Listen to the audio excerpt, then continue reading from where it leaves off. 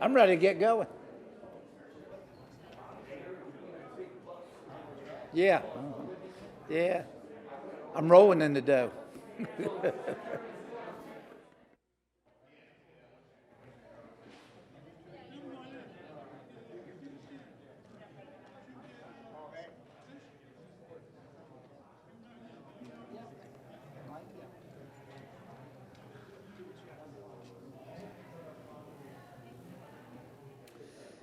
Welcome to the regular meeting of the Cape Coral City Council. Today is August 3rd, 2022. This meeting now comes to order. Please stand for the invocation and pledge of allegiance by Councilmember Long. We come here this afternoon to celebrate the beauty of this city and the beauty of those who live here. We celebrate the fact that we have a government that listens to its people, in which we have a voice, in which we can speak and make suggestions. We celebrate this afternoon a government in which we can elect our officials and are heard. Thank you. Please join me in the Pledge of Allegiance. Pledge allegiance to the flag of the United States of America and to the republic for which it stands, one nation, under God, indivisible, with liberty and justice for all. Madam City Clerk, please call the roll. Yes, Your Honor. Before I call the roll, I would like to announce that Councilmember Shepherd has asked to be excused, and I will mark him so. Mayor Gunter, Here. Councilmembers Cosden, Here. Hayden, Here. Long, Here. Nelson, Here. Tate, Here. Welsh, Here. 7 present, 1 excused. Thank you. Item 5 is changes to the agenda. Are there any changes to the agenda, or do I have a motion to adopt the agenda as Motion presented? to approve the agenda as presented. Do I have a second? Any council discussion? Madam City Clerk, please call the roll. Long,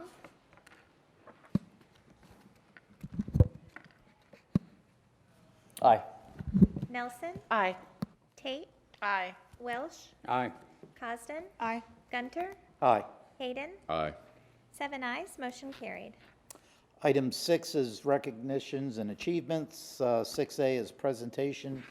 Madam City Clerk, would you please read the names of the recipients who are currently either in the audience as their name is called? If you would, please come forward to receive your award. Yes, I haven't confirmed that Dennis Nelson is with us today. He has 21 years of service.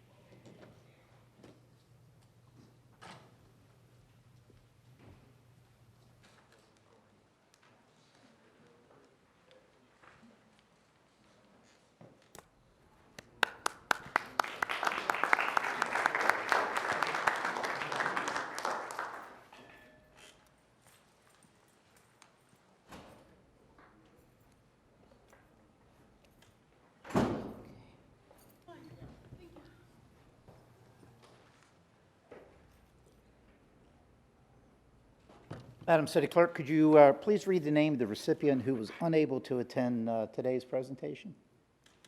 Yes, that would be Robert Tartaglia with 26 years of service. Thank you. I want to again wish both those individuals who are retiring, thank them for their service here in our city. As was noted, one had 21 years of service, the other one 26. So thank you for all your hard work and dedication throughout those years. Next item on the agenda is item 7, approval of minutes. Do we have a motion to approve the minutes from the regular meeting of July 20th, 2022? Second. Second. All in favor, say aye. Aye. Any opposed? Motion carries. Item 8 is citizens' input time. We have a maximum of 60 minutes is set for the input of citizens on matters concerning city government. 3 minutes per individual. Please remember to state your name. We'll be utilizing the podium to my left in front of the double doors.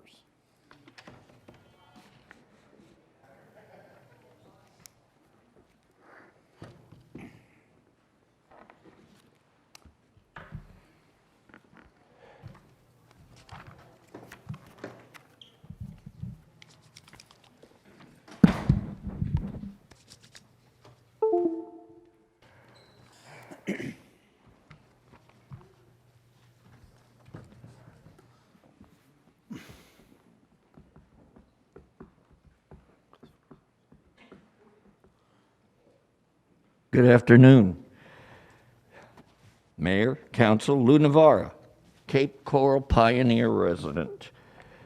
I've asked you today again, repeal a 7% sales tax that you put on, and then you raised and took away the kilowatt hours. CLC has raised the rates outrageously, and we're not going to deal with them. We're going to deal with you, Mayor and Council. You're the ones that raised our taxes on this. I'm asking you to rescind it. I'm asking you to rescind it. You know, you said 2 weeks ago that it was only $3.78, maybe more a month. But you know what? The executive director, a friend of mine, he's an attorney, he's at Lee County School District. He said, I got a $550 bill, and so did a lot of other people that I talked to.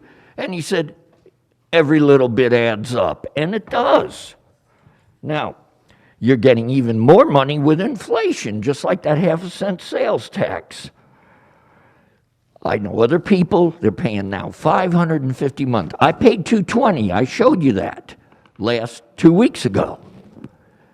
You know, and who do I have? Just me and Jasper. You need to address this right away, especially some of you who are running for election and office.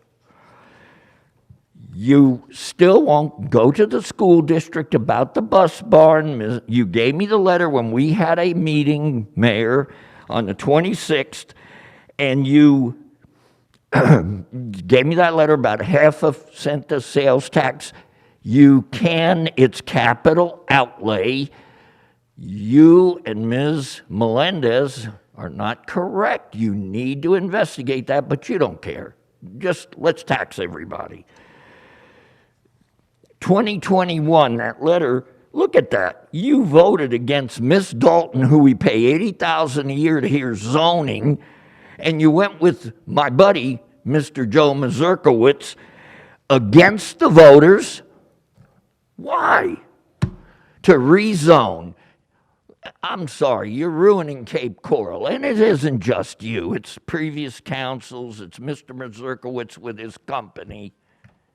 I've had it with all that, BJM. Inflation, you guys are going to get a 10% raise. You've circumvented the charter. Social Security is going to give me a 10% raise. I can't wait, and I got to pay tax on it. Mr. Welsh, I wanted to say, you're disappointing me. You cannot address us individually. But you know, Mayor, I'm going to tell you. First I'm gonna Amendment, tell we you, go to Mr. the Rivera, school you're board, not- we can tell the people's names. You cannot address a council member. Well, you're individually. wrong. We'll take care of that with my new lawyer, which you told me to If you go continue, see. I'll take care of it. Because I want a September 7th presentation for 10 minutes. It's my right. The lawyer agreed. I sent you a letter. I even invited you to my home to come and discuss politics, not that issue. Mr. District 5, that's unethical what you did. Time's up, Mr. Navarre. You got, Thank you. wait a minute. 3 minutes is up. I didn't hear the bell. Well, I'm sorry you didn't hear it. Well, I'll see you September 7th for my presentation, and Mr. Welch, if you don't want to do the job anymore, I'll replace you again. Remember, Sir? you only beat me by 10,000 votes. Officer, What are you guys going to do, arrest me? No, come on. Thank you. Thank you, Mayor. you're welcome. You apparently don't want to win the election.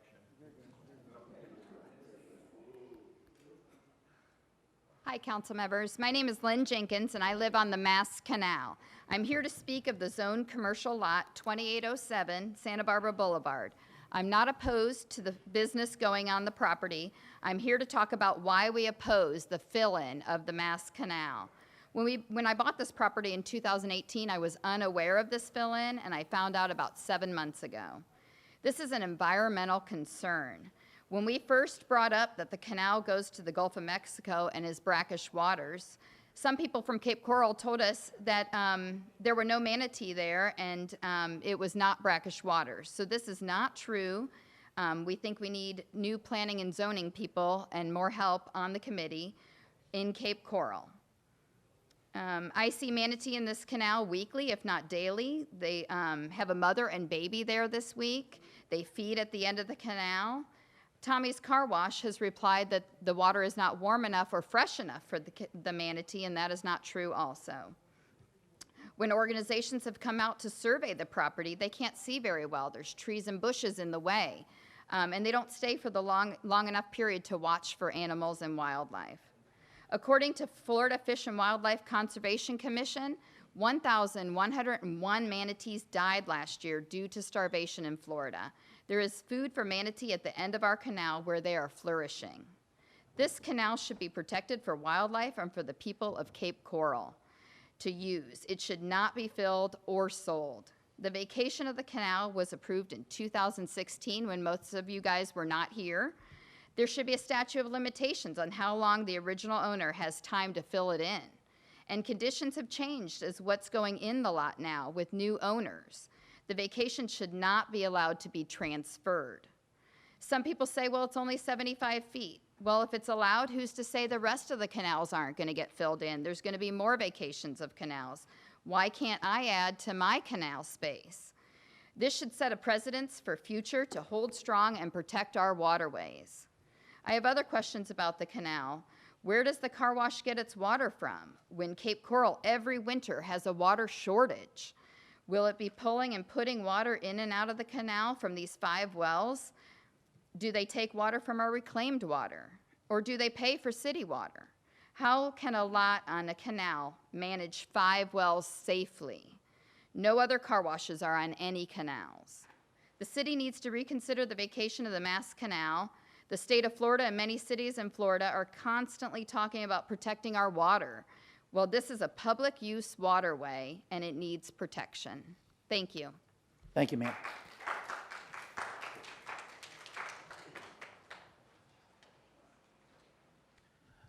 Good afternoon. Tom Shadrack, permanent resident.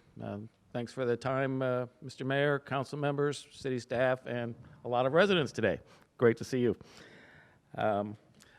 First of all, a couple comments. I always address the council. I think you guys know me by now. You asked my name. Last week when I addressed you, I was just called out as the speaker versus my name. I'd appreciate a courtesy of mentioning my name if you're going to address what I say. So thanks for that. But my issue is your first consent item. I'm requesting that you pull that today and have a little conversation about the history of it, who's going to lead it. I think safety, it's about the evacuation study. I think it's very important. Safety is our #1 concern for our city and our staff. So if this evacuation study sounds like it should have been done in January or started, and we're just getting to it now, it was signed by the MPO then. So who's going to lead it? How's our fire department playing into it? I sent a question to bring this up to my council member and the mayor, just to, if we could have there was no presentation. Probably my questions would have been answered if there was a presentation associated with it. So if you could pull it and just have the staff give a little comment on it, I'd appreciate it. And about the Mass Canal that was just talked about, I think that is a travesty to the owners that brought the property around that lot, and their homes are going to be diminished by filling in that property. That's more of my concern. I don't know how that's going to play out with a commercial property, but these people should be compensated as a minimum for their loss of revenue that they'll have on selling those homes if that lot or that canal is filled in up to their property level. So that would be my concern, just to comment on that. Thanks for your time. Thank you, sir. I'm going to ask you to please hold your applause. This is a business meeting, and we're going to conduct it that way. So please hold your applause. Walter Ilches, AKA Wally. And you don't have to call me by my name because a lot of people call me other things. So I'm here for a reason that I was asked, and I just drove back down from Orlando, and we didn't want to pack the audience with our members and our employees. But I'm not here to point the finger at anybody. I'm just here to let you know how some of the staff is feeling. And when it comes to Tyler and Energov, they are like underwhelmed by its performance. But in their work and what's going on, they are still overwhelmed. And staff feels they cannot do their work without proper tools. And Energov is our main tool permitting and reviews. Morale of staff is at an all-time low as they spend their days reporting issues to supervisors, co-workers on the slowness, the spinning, the error in reports, the work not saving. The complaints are being logged through emails and Teams messages throughout the day. We feel unproductive and know that the quality has decreased significantly. Their biggest frustration is not being able to do anything about this. An example is given here that as of yesterday, someone sat at their queue and on a computer from 1:30 to 3:10 while there was constant spinning, and most everybody was unable to properly do their work or save it. From about 3:10 to 3:30, they had a 20-minute time frame that allowed them to do their work. Then at 3:30, the same thing started happening again with the constant spinning till about 5:30.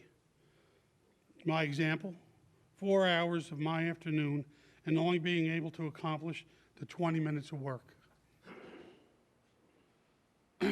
Another thing is people are being added to the system. The volunteers are adding a drag on the Energov, and the amount of cleanup in the system is currently bad enough, and this will create more things in the process if they're not processed properly. You know, listen, I don't want to, they just said Energov, SUCKS. And the bottom line is, it makes the people cry on a daily basis because they can't complete their job or do their work. So I had to tell them to be serious and think of a few things to say, and that's what they said. Listen, I'm not here to point fingers. The horse is out of the barn. I understand that they sent people to Des Moines, Iowa. That's great.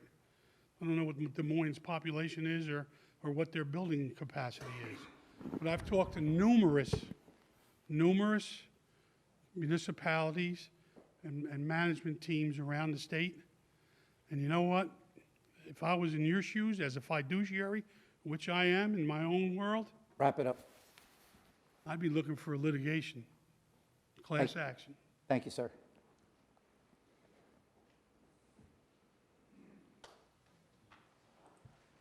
Good evening, Mayor, Council. Richard Jones, President, IUPAT, Local 2301, which represents the general employees here in the city.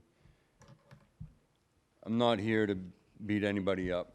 I'm not here to reiterate what Mr. Ilches just spoke. I'm here simply to say that please know that the employees are frustrated at their inability to fix the system and help these builders and these citizens do what they want to do, which is build on their property or modify or whatever the permit is for. They are just feeling helpless and want you to know and understand that they're just trying to get their job done. And it's just, the frustration continues to grow more and more.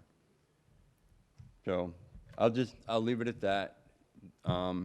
We know that we're trying to do things to move forward and make it better to be a more productive department again, but just know that the employees, as I'm sure you do, are feeling the pressure, and it's a lot on them.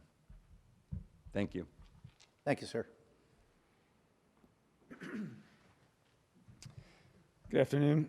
My name is Jack Torbeck.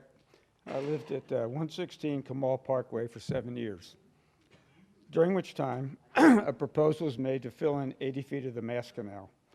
My house was the second house on the street, so I received the notice of the hearing. Apparently, the notice was sent to residences within 500 feet of the specific property.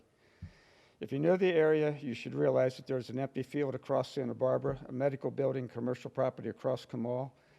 There was an empty lot next to my house and 2 houses on the other side of the canal. My next door neighbor, Snowbird, was home in Texas. Consequently, I was the only person who attended the meeting. I voiced my opinion to the city council and was simply thanked.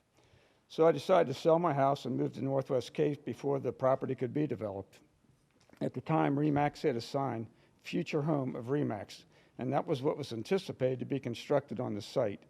Now it's proposed to be a car wash. I see several issues. Every year in which I lived there, the manatees came up to mate and then later delivered their offspring. It is protected water and a great habitat for the manatees. At one point, FWC was called and came to the rescue of a baby manatee that had been left alone for several days. The manatees were present in that end of the canal on such a regular basis that it was commonplace to see them. So why, with the manatees struggling so much, would you destroy more habitat just for a car wash? There's a car wash about 200 feet north on Santa Barbara and is already an eyesore. Why make it worse? The traffic in the area has increased exponentially, and a car wash will just increase that problem. I don't know if FWC is involved in such decisions, but I've recently alerted them to the situation. Cape Coral is better than this. Wisdom and some restraint should be used before making decisions that affects tax-paying residents and decrease natural habitat for our wildlife.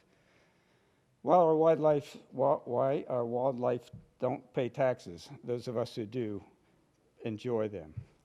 I appreciate you guys listening, and I hope you decide to do something about the Mass Canal other than filling it in.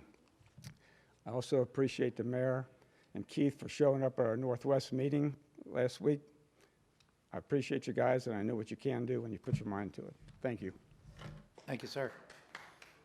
Hold your applause, please. Good afternoon, Council. My name is Maggie Krauthamel, and I live at 116 Kamal Parkway on the Mass Canal, if that sounds familiar. I live in Jack's house. We just met today. We moved into our house in October of last year. We saw the for sale sign at the end of the street. Our realtor checked and told us it was going to be a commercial office building, and one of the businesses would be there was a RE/MAX. And we thought that was acceptable. We moved in, boom, Tommy's Car Wash coming soon. What I have here is a canal fill project environmental survey. This was done in February 2016, so it's 6.5 years old, and I'm sure things have changed.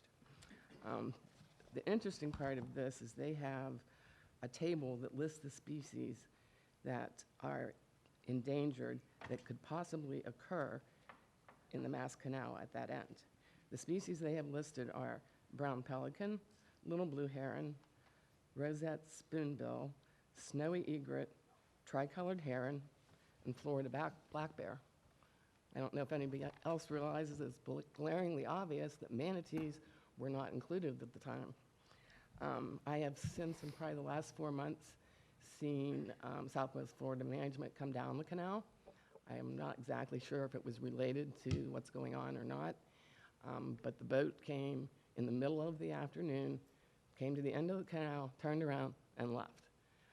The manatees are primarily there in the mornings and the afternoons, but I don't know if their visits have been related to what's going on. But based on this survey, it does not seem like it was accurately evaluated, and I personally think it needs to be reevaluated, but I don't know who makes that call. I don't know if it's you guys or the Army Corps. And with DeSantis and his emphasis on manatees putting aside $80 million to protect them, but yet we're choosing to shut down part of one of their habitats. We have seen mothers and babies there several times in the last few weeks. We've seen them mate there, we see them feed there. So when the owners of Tommy's tell us there's no manatees in that canal, I question, have they ever stood there and watched for them? The other thing we're concerned about is the car wash pollution. I don't know if there's been an engineering study that can say 100% that a car wash built on sand and coral will withstand a Hurricane 4 or Hurricane 5 without polluting the canal. And if you Google car washes, you can see in other states and cities where a pump has blown out and all of the detergents and chemicals have gone into the water. I basically think that we should have another public hearing because the situation has changed so much. Thank you for your time. Thank you, ma'am. Hello, my name is Brenda. I live on Southeast 28th Terrace at the end of the Mass Canal. I am very concerned about the car wash that is being built at the end of the canal. Before coming here, I worked for the Navy at a defense plant as an environmental technician for 32 years. Even though this car wash is on a smaller scale and must be regulated by Florida Air and Water Pollution Control Act, FAWPCA, in recognition that the pollution of Florida's air and water is a menace to public health and welfare and harmful to wildlife. Now, there is a scientific documented phenomenon that happens every year called the first flush effect. The definition of the first flush effect is the initial surface runoff of a rainstorm. During this phase, water pollution entering storm drains in areas with high proportions of impervious surfaces, which I'm concerned about, the boundary and the parking lot specifically, is typically more concentrated to the remainder of the storm. These high concentrations of urban runoff result in high levels of pollutants discharges from storm sewers and surface water. Possible contaminants in this parking lot are oil and grease residue, auto detailing products, polymers, wax, and also the inside of the car wash. There's multiple other kinds of chemicals that could be leaked and distributed in the land and in the water. Now, when this phenomenon happens after the dry season and the initial rains come and the rain goes everywhere, you know how it rains and it goes everywhere, it'll wash all that pollution, all that residue, all that oil and grease, all those products they use to clean and detail their cars, and also solid waste, into the land, into the water, and into our waterway out to the Gulf. And our fish will be affected, our wildlife affected. I'm very wildlife conscientious. I have mangroves at the edge of my property. I just had turtles lay eggs in my yard. I have rabbits. I have multiple environmental types of projects. I love animals. And if the city of Cape Coral and the ACOE lets this go on, it's a shame because they know better. They really know better. Because me being an environmental technician, I know how that works with runoff. I used to have to sample storm drains, et cetera. Thank you. Thank you, ma'am.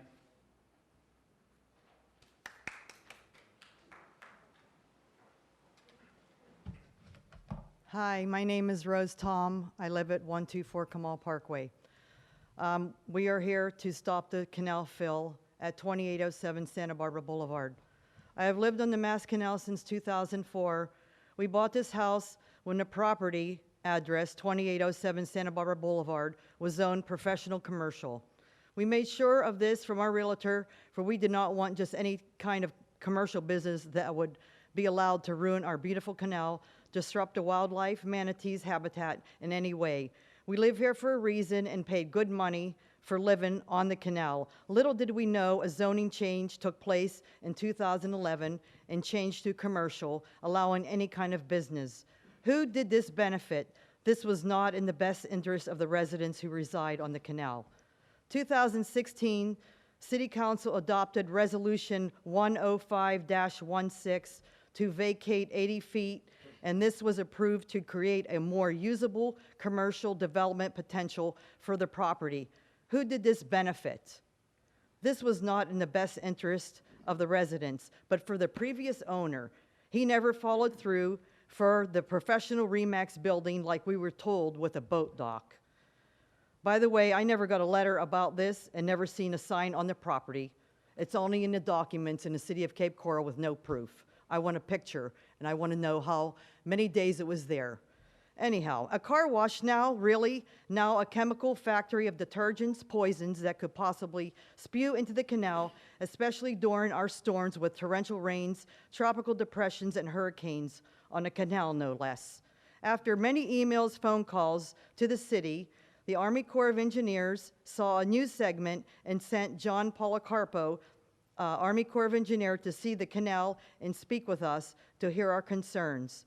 Our district council representative never did, but thank you to Tom Hayden. He did show some concern and came and met with us. Instead of pushing the old permit through, the Army Corps, he made them, Sundream Incorporated, Tommy's Car Wash, reapply for a new application and a reevaluation. Since in the permit it states on page 7 of 16, number 5, reevaluation of a permit decision, which states, this office may reevaluate its decision on this permit at any time the circumstance warrant. Circumstances that could require a reevaluation include, but are not limited to, the following: significant new information surfaces which this office did not consider in reaching the original public interest decision. I sincerely hope John sees the possible environmental hazard for our waterways and wildlife, especially our manatees who reside and are here regularly at the end of with their babies. They are an endangered species. Why aren't we protecting them and making sure no harm to them or their habitat? Nature needs protection from human development, period. Thank you, This is ma'am. their God-given waters, and we will fight to protect them. We're asking for the Thank city you, ma'am. council, mayor, for a reevaluation like their Army Corps is doing in Ma'am, a your public time is hearing. up. Thank you. Good afternoon, Mayor, City Council. Gary Eldred, 4837 Southwest 25th Place. I'm going to change it up a little bit with that. On a positive note, I went to Sunsplash a couple weeks ago, and I was pleasantly surprised with the fun I had with my niece and her kids. And it was a great time. The only thing that I would say that it probably needs more inner tubes. Second of all, thank you for one of the council members who did respond to my email on July 6th. It was enlightening again to set the record straight and set me straight on a couple issues. Okay, the negative. There are numerous construction areas near my neighborhood that are being dug up and never being completed. There are water holes all over the place. I'd like to know what the time frame it is once a project is dug up with the asphalt and then put back down and then having the asphalt put back down.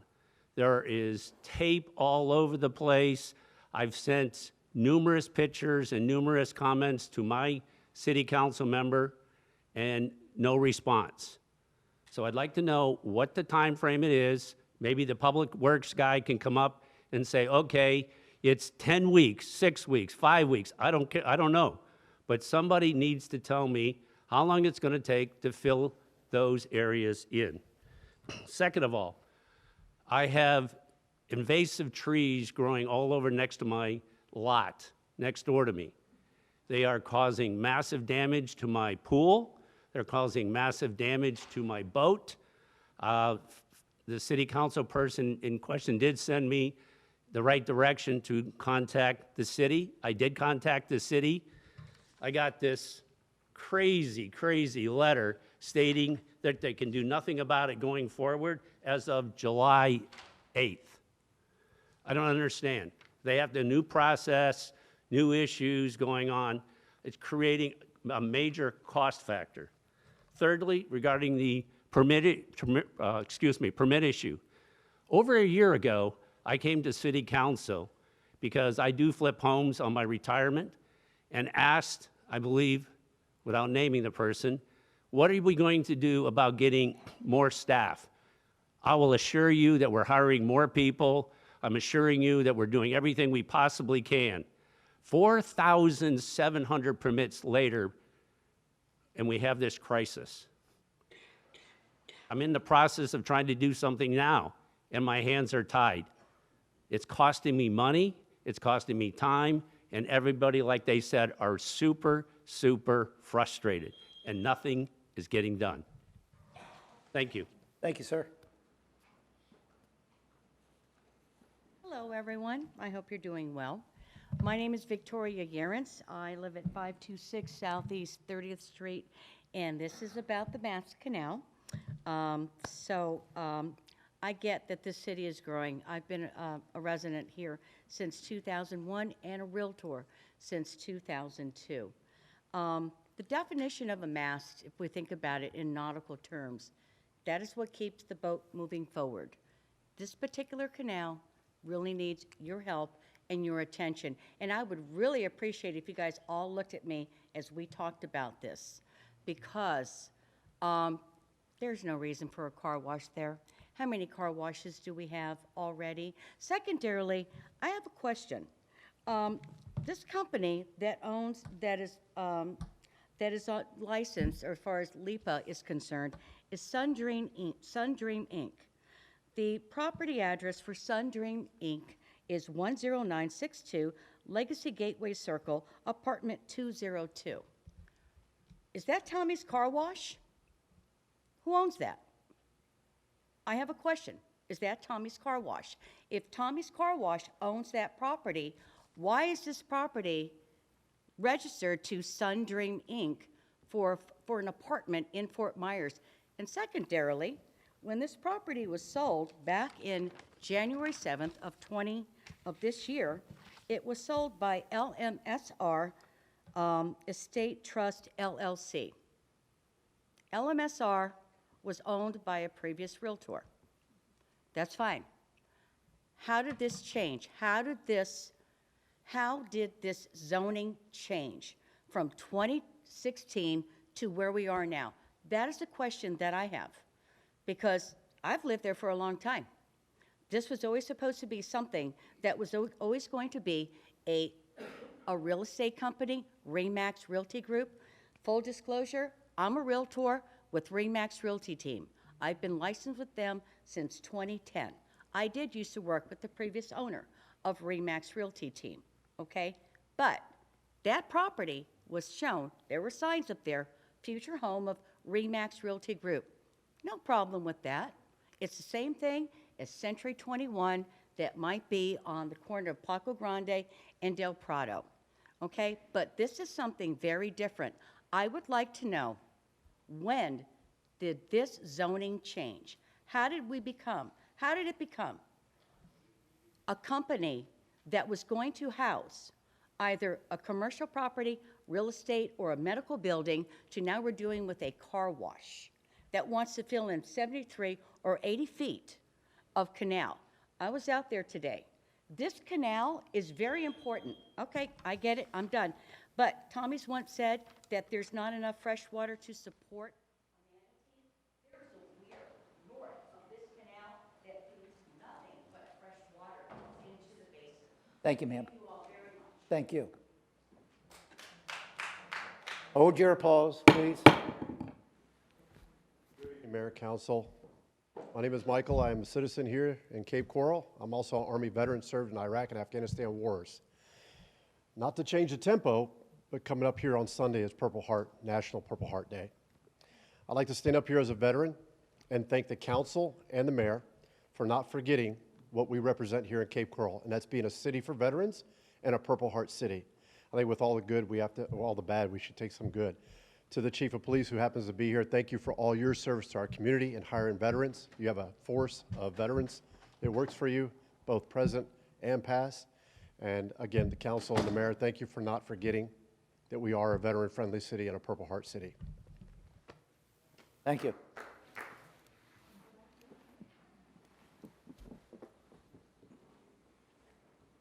Mayor, council, and city manager. I'm Jim Collier, the chair of your Waterway Advisory Board. And in your package, this meeting is the current memo that I try to provide, basically a report on any recommendations from the board and what we've been doing. We've had our usual meetings. So I would hope that you would take those recommendations and act on them. And if you have any questions about any of it, certainly you can go through your liaison, Councilman Long. You can contact any member of the board, certainly me, or just snap your fingers and we will appear. So the second thing, I wanted to give an attaboy to Public Works. There have been a lot of missing water markers, what's called an aid to navigation or an ATON in the river area for a couple of years. And in fact, several of them for a long, long time. I don't know how long. And Public Works has succeeded in hiring a contractor and getting some of those replaced, and that's certainly an aid to navigation, certainly to our new boaters. Lastly, on a certainly personal level, I would urge you to support the UEP request from Cape Coral Friends of Wildlife and the Wildlife Trust. Thank you for your time. Thank you, sir.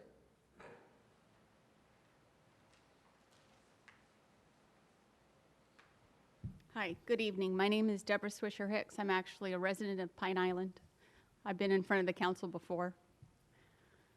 Thank you for giving me the opportunity to address Cape Coral. Here I am standing in front of the city council. I have watched, participated in the city's committees, town hall meetings. I see more, I have seen more, and I have recognized the same political games as the West Coast. It's disheartening to see that California's way of governing has infected Southwest Florida region. I don't care if you have a D or an R behind your title or your beliefs. It's your actions that resonate with your constituents and with me. I recognize that city council members have a difficult job. What's even more difficult is doing what is correct and what benefits the community. Cape Coral is growing, but the city is now stepping into territory it has never been in, the safety of Florida Island residents. I've heard from this council in this chamber that it isn't a problem that the island has chosen for the safety that currently happens today. Well, I'm here to say it's Cape Coral's problem now.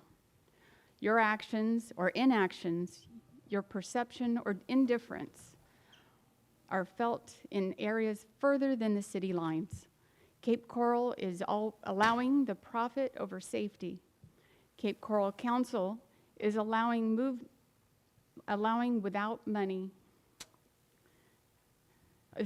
outside money to control the city. I've heard from city employees that basically that indicates that it's not their problem and they push it off to the county. Well, where does it stop? The safety of the island and the population is in jeopardy.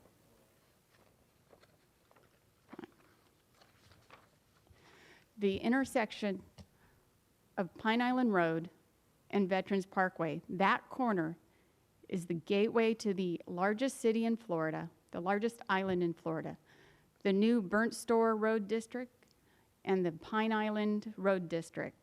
That corner, it affects Matlacha, all of Pine Island, Usepa, and Captiva. This voluntary annexation of the property comes with a much larger strings attached. And the out-of-towner developer is drooling and tripping over their tongue as they run to the build. Anyway, know that your actions will instantly affect 10,000 people. I thank you, ma'am. for your time. Anyone else wishing to speak during public input that hasn't spoken already, please come forward. Can I speak about another topic? No, sir, you only have one opportunity, I'm sorry.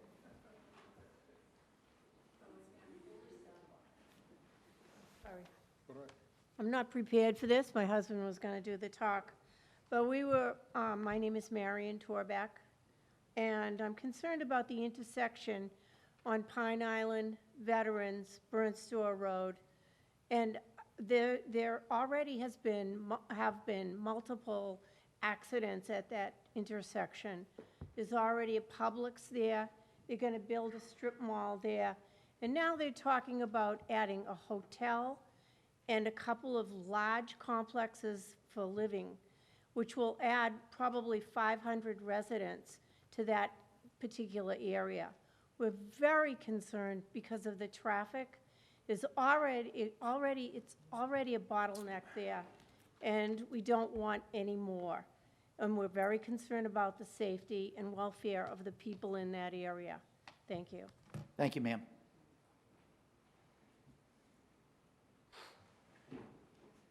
Good evening. My name is Darrell Dunbar, and I moved to Cape Coral in 2002. I built a custom home on a canal, and I've been very happy living here. The city is a beautiful place to live, and to bring up my children and my family. Now, it's almost like pre-approved that they're gonna, across the canal from me, they already built CubeSmart on Skyline and Vets, and I could see CubeSmart from my back of my house on the canal, and now they want to rezone the property across the canal to multifamily homes and single-family homes. I'm just curious, why would they want to put a multifamily development on a canal?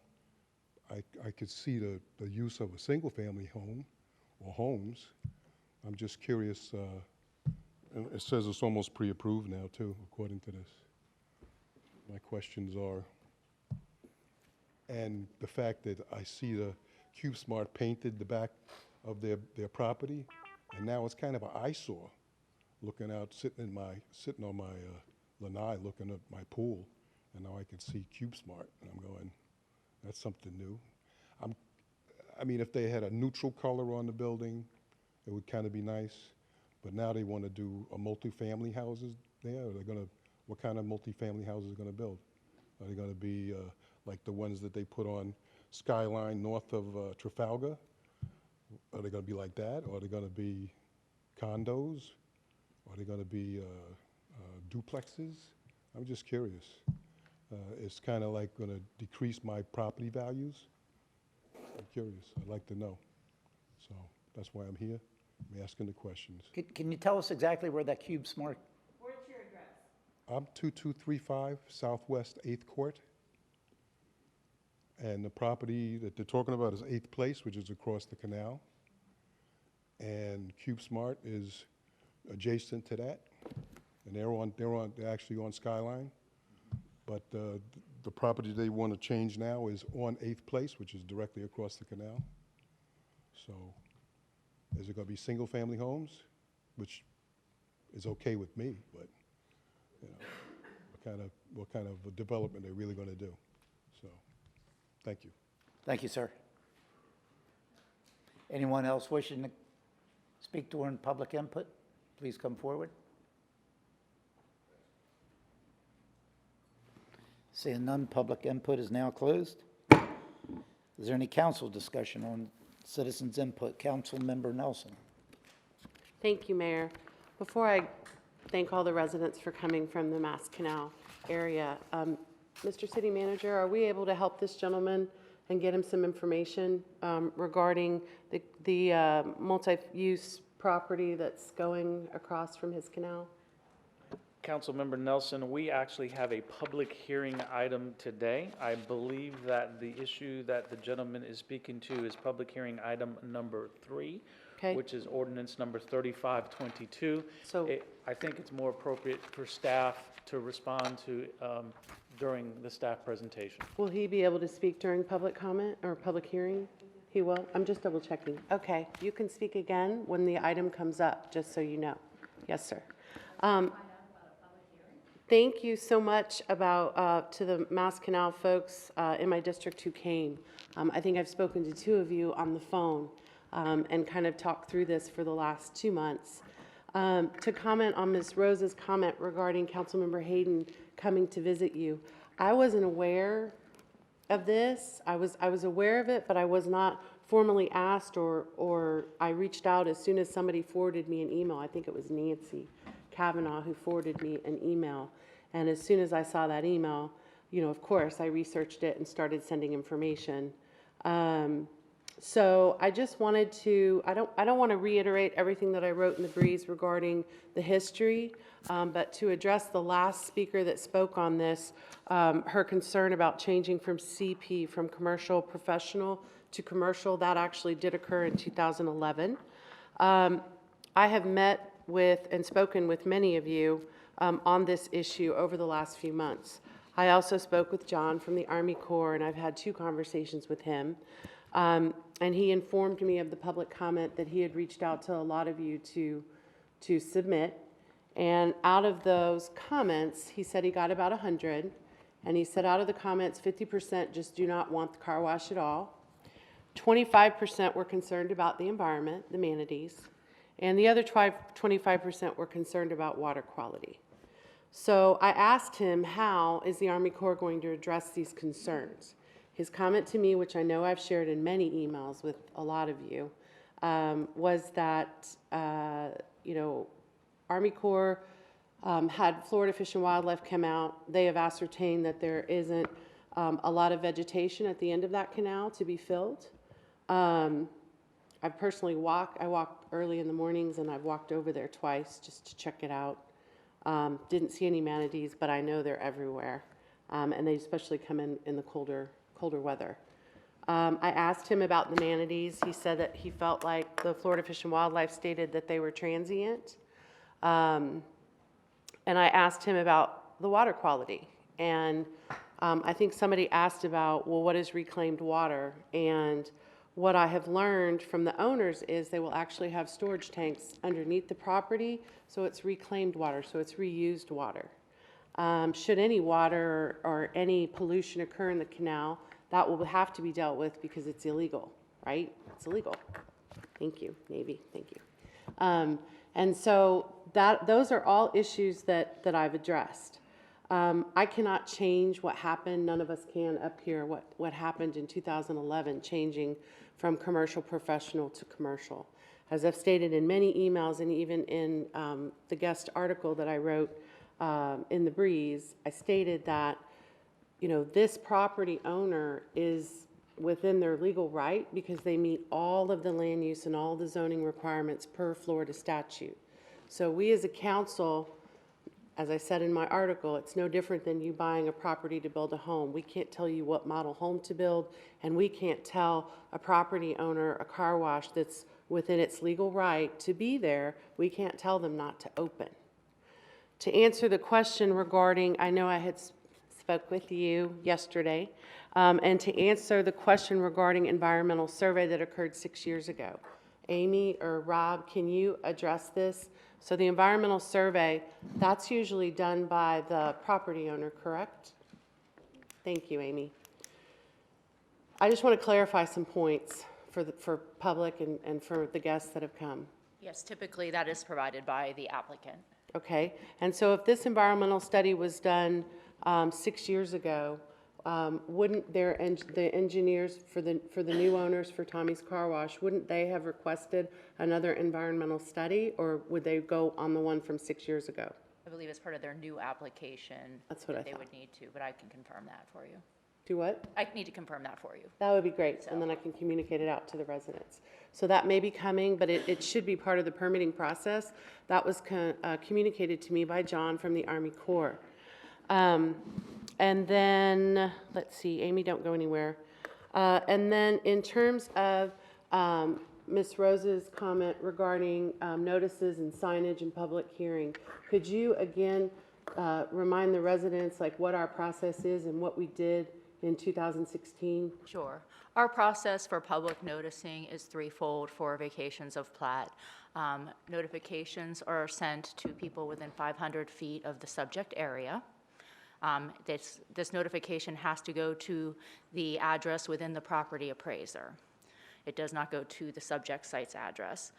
We also place notification in the news press before the hearings. They have to be in 10 days in advance of the hearings. It is in the news press because it is general circulation. The brief does not meet the requirements to have public notice for quasi-judicial hearings. And we also post signs on the site and an affidavit stating that the property has been properly noticed is signed by our director and attested to. Okay, and so the property owner now is working with the Army Corps of Engineers for the permitting phase, correct? That's my understanding, yes. Okay, thank you. Madam City Attorney, could you also, for the record and for the public, talk about why we cannot, as a governing body here, why we cannot change what occurred 10 and 6 years ago?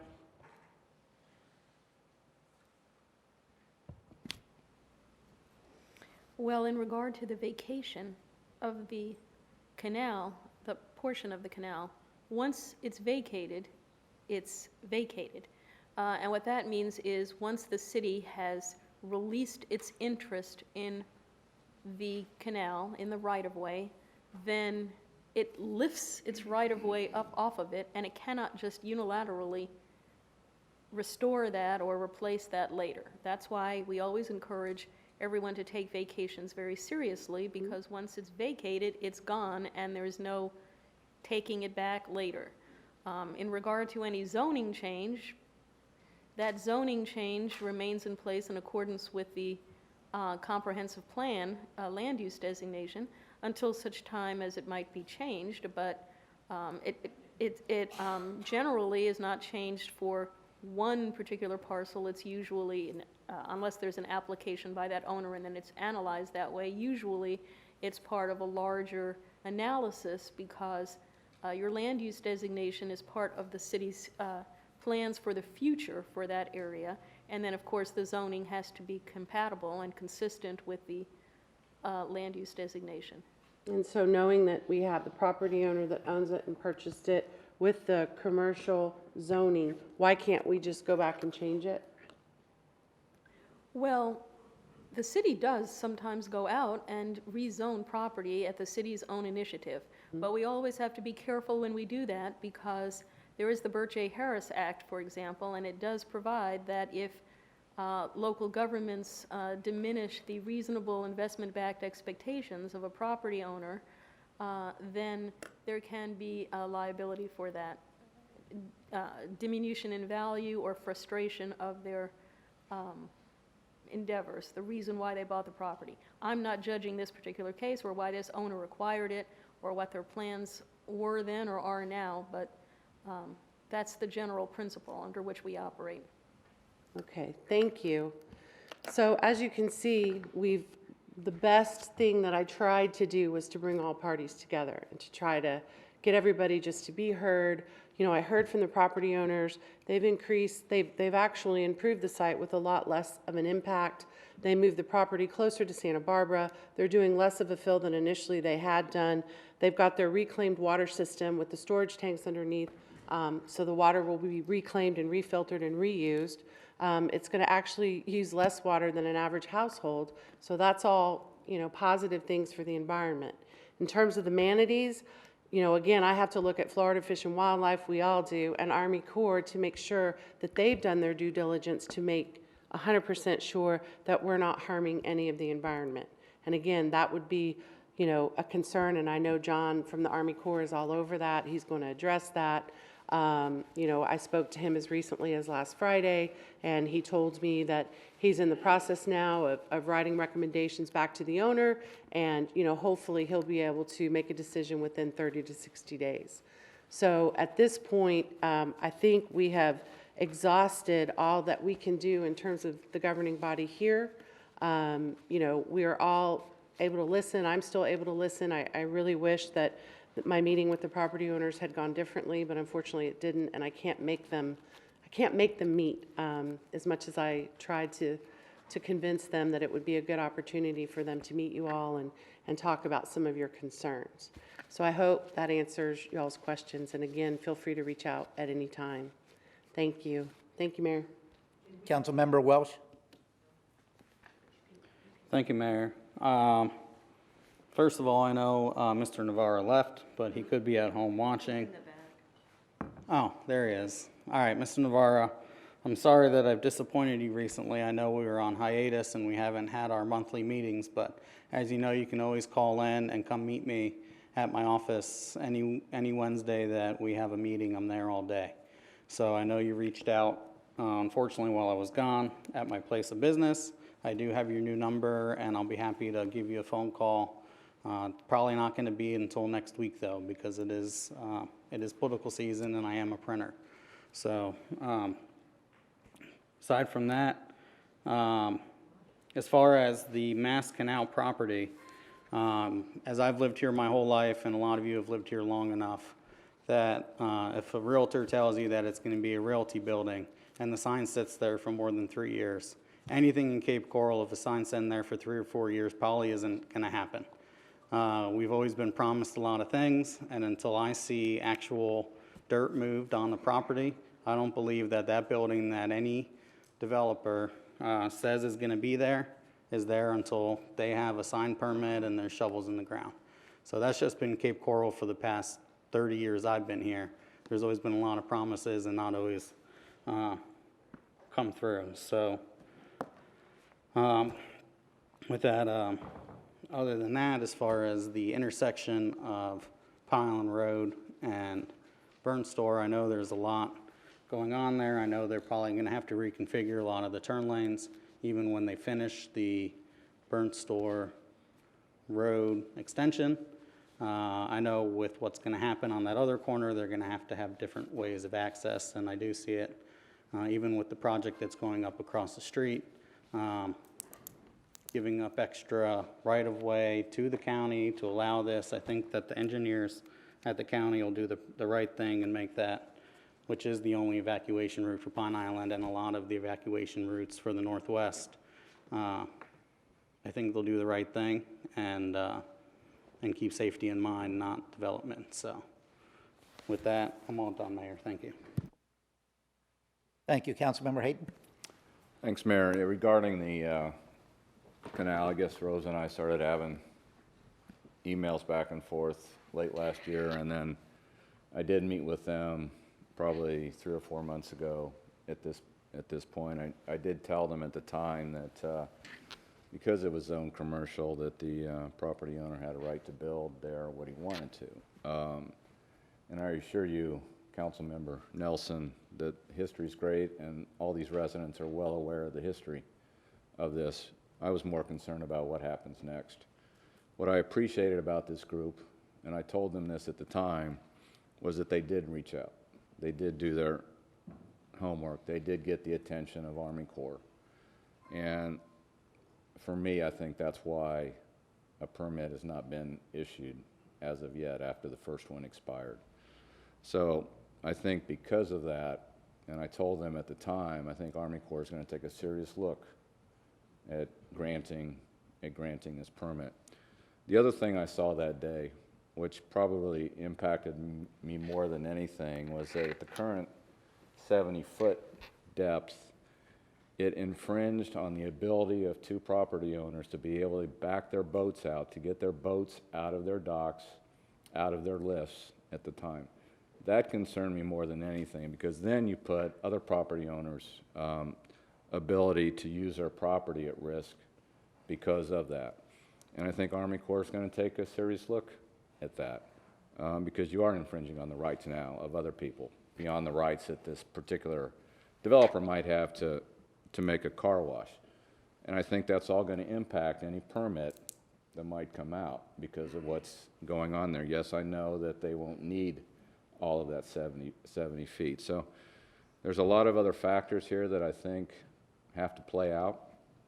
It's not exactly what you want to hear, But again, as I told you that day, I appreciate all the work that you did on this, becoming more informed about how the city works, how the state and federal government works, and that's a plus in your favor. And I really think when all this is said and done, that's going to pay off. That's going to pay off for you, at least as far as the canal part of this is concerned. So that's all, Mayor. Thank you. Councilmember Tate? I know that I spoke about the Mass Canal early on when you all had first started the conversation. I applaud your efforts. It's not the battle with us. It is the Army Corps that you're working with. And I think that you, just like Councilmember Hayden and Councilmember Nelson said, you've got to keep it up because you're the people that are going to be affected. I'm a realtor as well. I'm sorry that those of you that purchased homes got bad information. That's unfortunate, but those things do happen. There's nobody you can blame because it always says that you need to do your homework. But it is very unfortunate that that happened to you. I spend a lot of time trying to educate realtors, having been up in this position, so those things do not happen. But I encourage you to keep working with the Army Corps because that is really where your focus should be, not at attacking any one council member or, you know, thinking that it's our problem. None of us were here in 2011. As long as I've been here, I missed that term. So I wasn't here in 2011, nor was I here in 2016. So those of us that are sitting up here are trying to help you correct a mistake that was made by someone else. And maybe they didn't think it was a mistake at the time because, as we said, it was a RE/MAX, supposedly going to be a building. And now it's not. So it always tells you, when the city attorney told you, when we do a vacation or we do a zoning change, to remember that it's not just that use. It can be any one of those uses. So we take that very seriously here. So I applaud your efforts, and I wish you continued success, and I hope you'll reach out to all of us and let us know how you're doing and if there is something we can do to help with the Army Corps. Mr. Navarra, I know you're hiding back there in the back. We are working with the half-cent sales tax. We have not given up the fight. The school's been on a hiatus. When the charter schools, we meet next Tuesday, we will be discussing that again. And believe me, we want those funds as badly as you do. So the mayor has been working tirelessly to get those meetings. We are meeting with the new superintendent, and hopefully we have new school board members that are coming on board that I know I personally talked to, and they are encouraged that they would be willing to look at the issue compared to when we went 6 months ago and were shut out completely. So please don't give up on that. One more thing on the Mass Canal. Sorry, I have to go back. Ms. Yarens, she is a realtor. She does know how to look up properties, but obviously she does not know about SunBiz, because anybody could be an LLC and have an address somewhere else. That doesn't help you at all. So that there was no connection, as she was trying to put, with where their resident states for the billing or for the information compared to the LLC. So you can go to sunbiz.org and you can find all those, and they always tell you who the representative is. It means absolutely nothing. It's like when you're looking for foreclosures. So don't go down that path. That won't help you any. I did want to talk a little bit about the Pine Island Road. You know, the city of Cape Coral, I think I don't know if we're voting tonight, or I think we are, on the Pine Island Road corridor study. It is a state road. I hope people remember that. It's not a Cape Coral road. We're not in charge.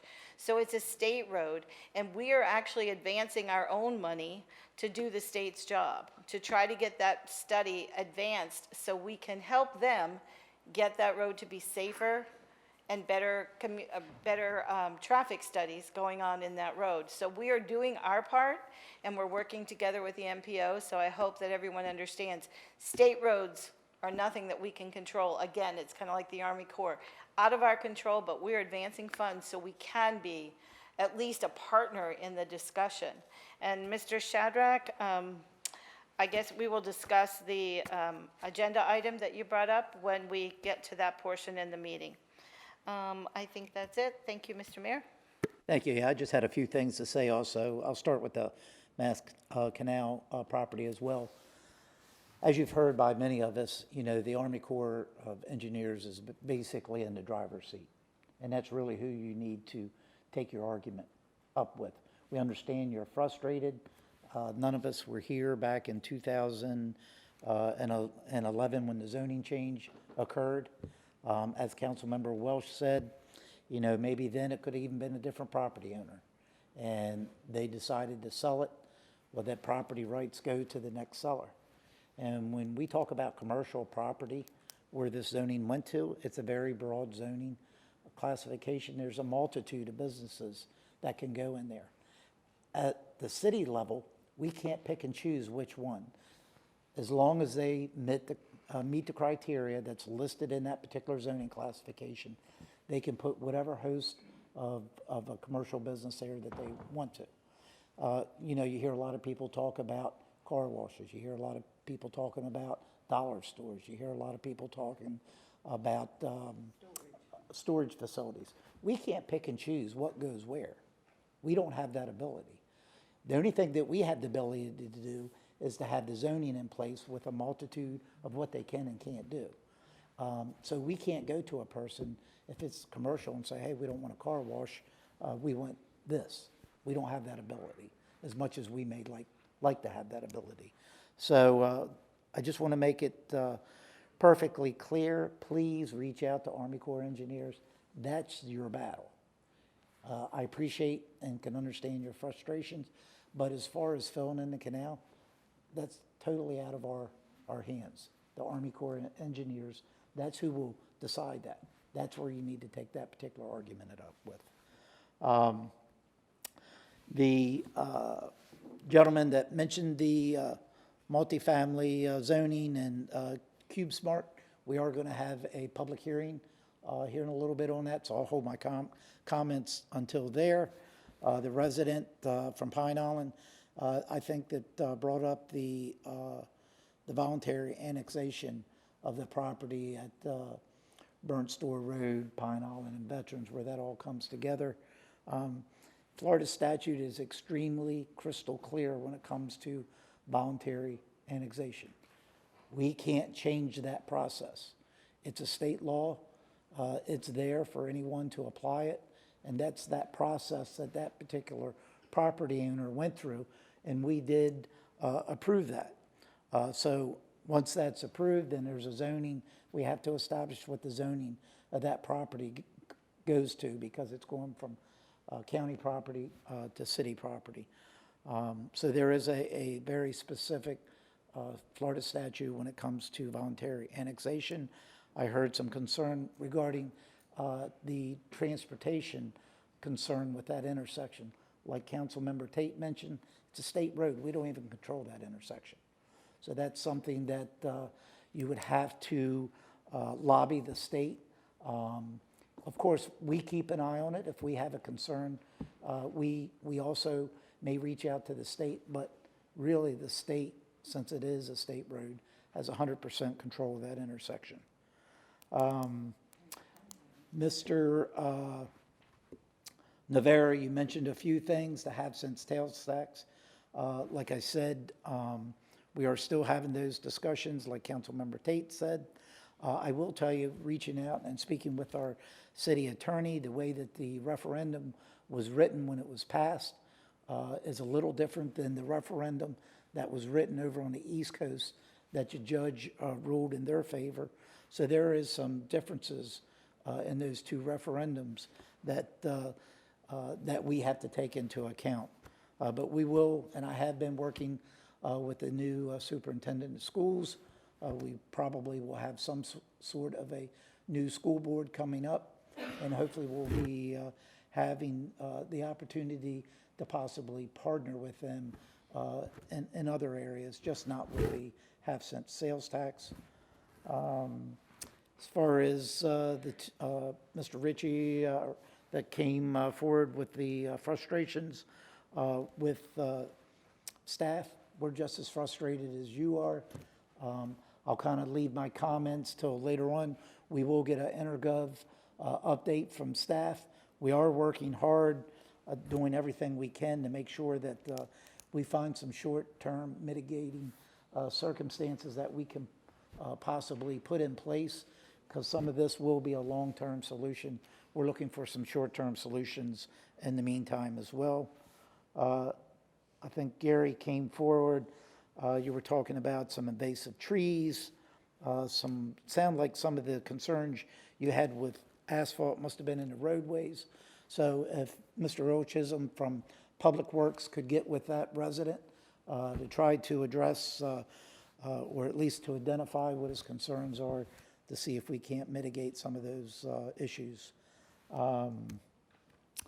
And the one speaker who came up and talked about being a Purple Heart city, you know, we are a veteran-friendly city. We are a Purple Heart city. I will be bringing forward, and I think I've already had this discussion in an earlier meeting, some type of a veterans outreach office here in the city of Cape Coral. Also have learned that I know the county has one as well.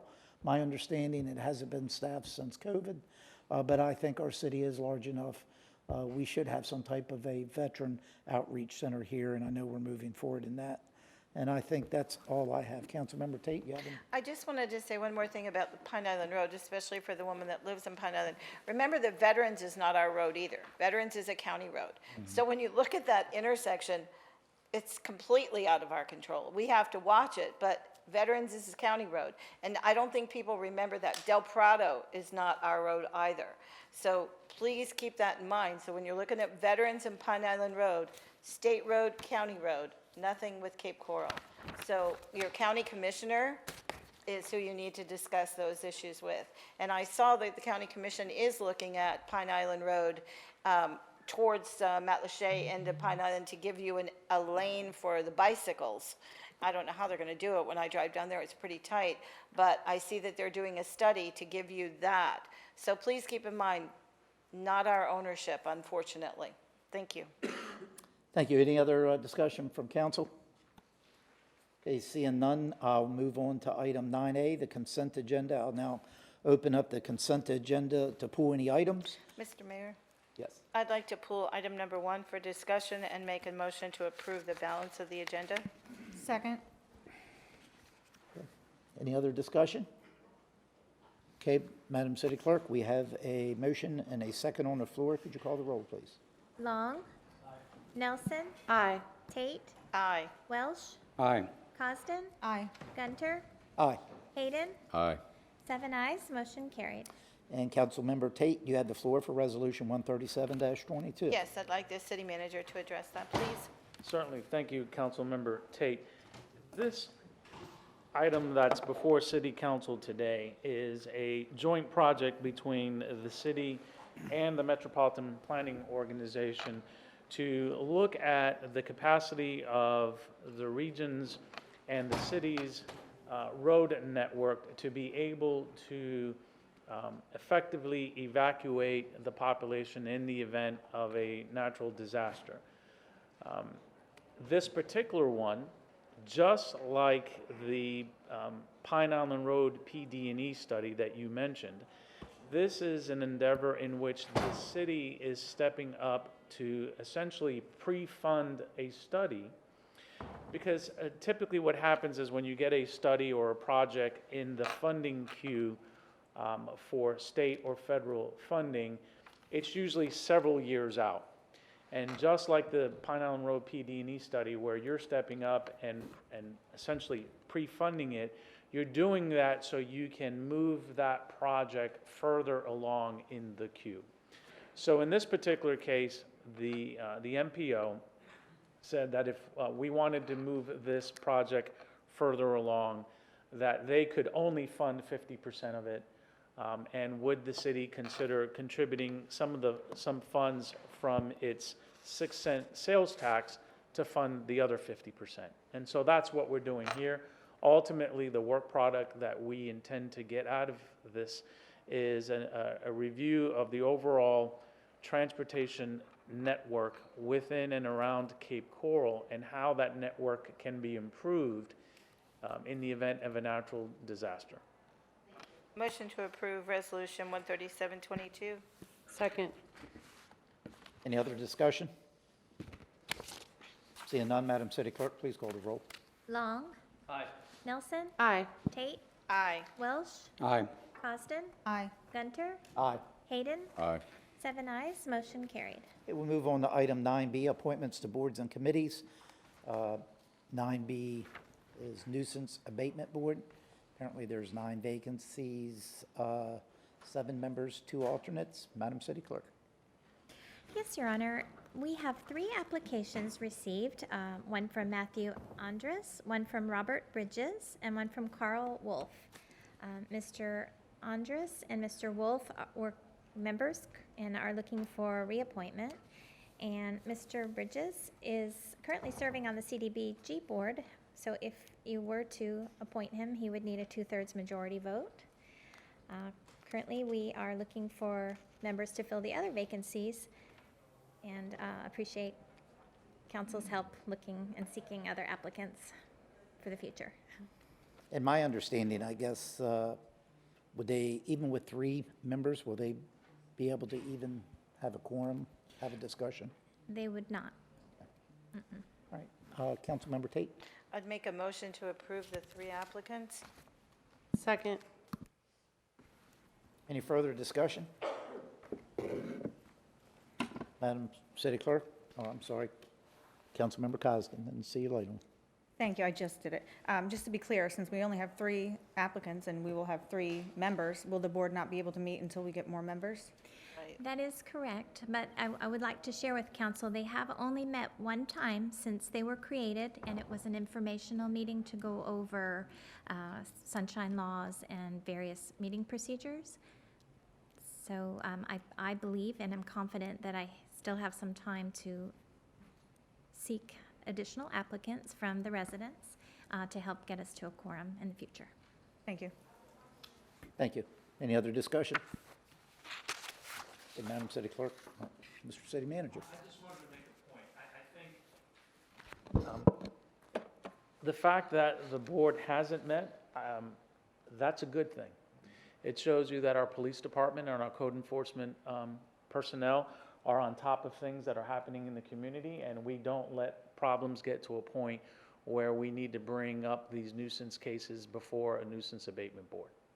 So just wanted to make that comment, Mr. Mayor. Yes, Thank sir. Okay, Madam City Clerk, we have a motion and a second. Please call the roll. Long? Nelson? Aye. Tate? Aye. Welsh? Aye. Costin? Aye. Gunter? Aye. Hayden? Aye. 7 ayes, motion carried. Okay, we'll move on to 9C as follow-up items for council. I don't see anything listed. Any council members have any follow-up items? Seeing none, we'll move on to 9D, which is new business. I brought that particular topic up for discussion. As we all know,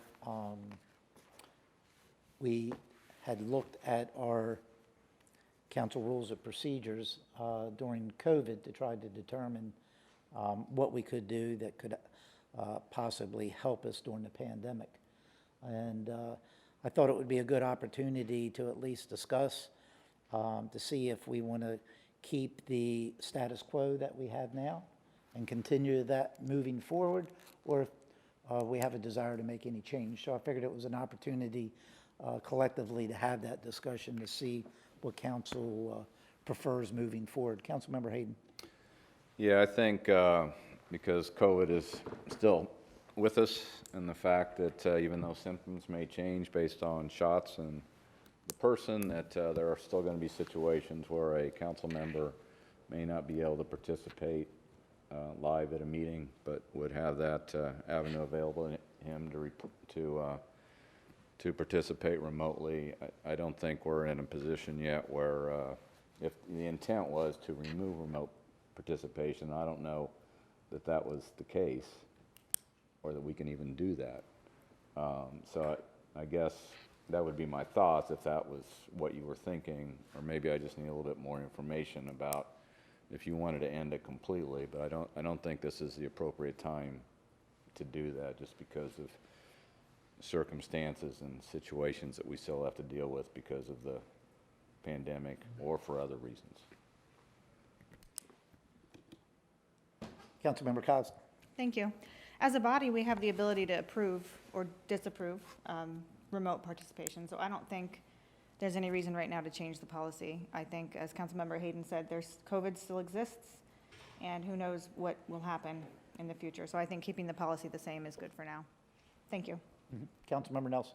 Thank you, Mayor. Just to clarify, so we can have council remote participation as long as we have a quorum, right? That's on the correct. dais? Okay. So, yeah, I agree. I mean, I know I've taken advantage of it probably the most, given health issues and work things. But I think that if anything, COVID has taught us that we can be remote and we can still participate.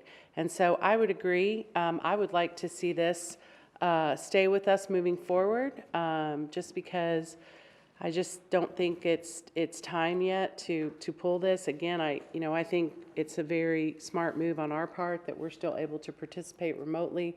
I just think that it makes us a little bit more modernized. Thank you, Mayor. Councilmember Welsh.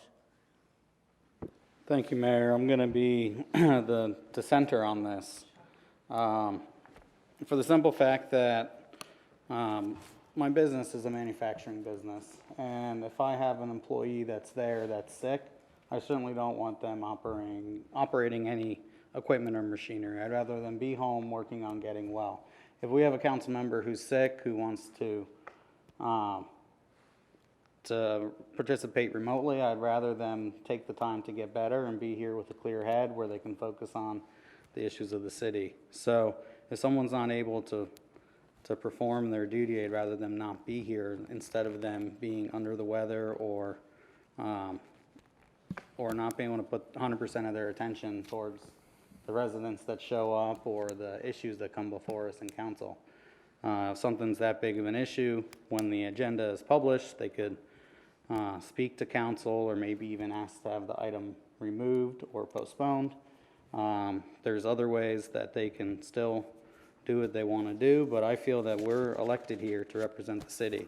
And as the governing body of the city, I would rather everyone be 100% when they're here than being distracted by something in their room or something that's going on while they're participating with Zoom. The citizens want to see us up here and voting on what the city agrees. So that's my opinion. Thank you. Councilmember Long.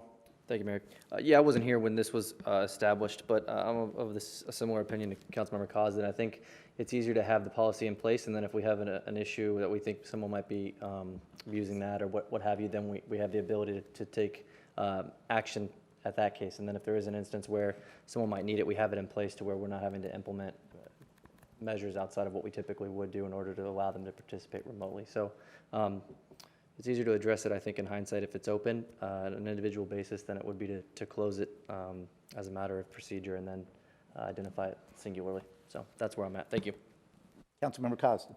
Thank you. I just want to point out there are other reasons to be remote. I'm going on a trip for council next week, for example. We've had members call in remotely for that reason. There's also, if you're quarantining, if you're not sick, but you're quarantining, you're perfectly well to go and call in remotely, but you can't be here physically. I don't want to miss that opportunity. So I think it's reasonable to keep the policy. I don't think it's been abused either, so I don't really see any reason to change it. Yeah, I guess I kind of fall in the middle of what everyone said. I think that as an elected official, the only thing that we have to do is come to this meeting. We don't even have to come to City Hall the rest of the time if we don't want to. By charter, we have to come to this meeting. And I think it's that important that we make sure that we show up in person to represent our constituents. But with that being said, there is times when that may not be able to be available to a particular council member. As far as COVID is concerned, I think COVID's here to stay. It's not going anywhere. It's going to be here, in my opinion, forever, just like the flu. But I do believe what we need to try to do, if we are going to have remote participation, as a collective body, I think we have to outline what the requirements are. And I'm not saying we do that tonight, maybe a future committee of the whole meeting. So we all know and have an expectation if we are going to participate remotely. Why is that? Is it you're sick? Or is it You are away on city business, like you, Councilmember Cosden. So I think we have to define the parameters that we kind of self-govern ourselves and make sure that it's just not an open invitation. Hey, I don't feel like coming today for whatever the reason may be, so I participate remotely. Normally in the past, council has always approved that, but I do think that we need to have some guidelines for all of us so we all have an expectation. So that would be my only recommendation moving forward. Maybe in a future committee of the whole meeting, we can talk about what those parameters are. That way, we all know exactly what the expectation is, and not only for us what the expectation is, the constituents who we serve, they have an expectation as well. So I think that would be something we could talk about at a later time, and that's why I brought it forward. Okay, we'll move on to next item on the agenda, 9E, personnel actions. There's nothing listed. Item F is petitions to council. We do not have any listed. Item 9G, follow-up items from city management. G1 is water quality update. Mr. City Manager.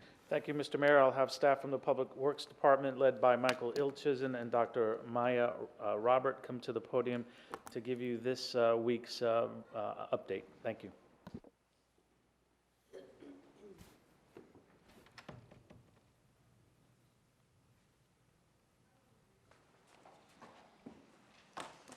Good evening, Mayor and Council. Maya Robert, Public Works. No change on the lake. Some blue-green algae in the northwest, but no release. They actually even reduced the release as at 79 for our basin runoff. So I provided in the memo some information for residents who want to provide comments for the Lawsome draft documents. We will have several workshops. Some of them will be specific for the Caloosahatchee River and Estuary, and we will keep you updated as to whether there are some comments that needs to be made or not.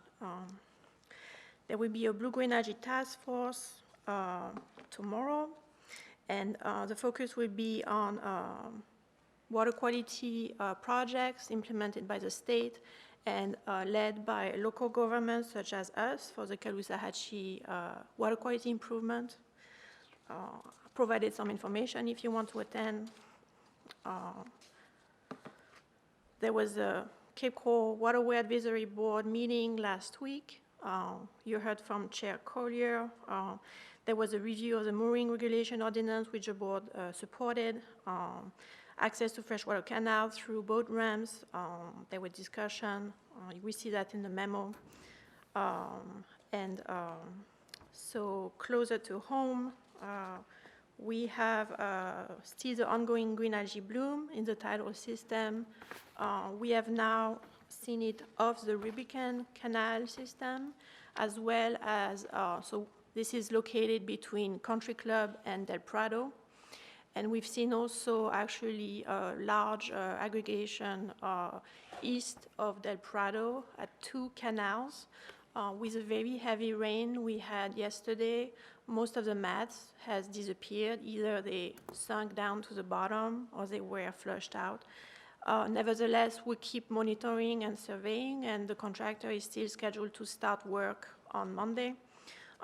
We're asking residents for patience and understanding if we have to access their property using our public utility easement, and we'll take the steps necessary to replenish their sod and things like that. We just need access to the canal. We had a request earlier today from the Department of Environment Protection regarding a potential blue-green algae bloom of the smaller canal in the Moody Canal system. So south of the Moody Canal, I have a map if you want to see. We just surveyed and we sampled for the state this afternoon. We're awaiting the state determination. The canals are pretty green. Preliminary microscopic evidence shows a type of blue-green algae which was similar to what was at the Boris Canal, blue-green algae bloom. So it is a toxic species, but it is not the species that grows on Lake Okeechobee. So it is coming from, most likely from our waterways. And we'll keep you updated as to what is going on there. And then bubble curtains. Do you have a map you could show us that location of that particular canal that you mentioned?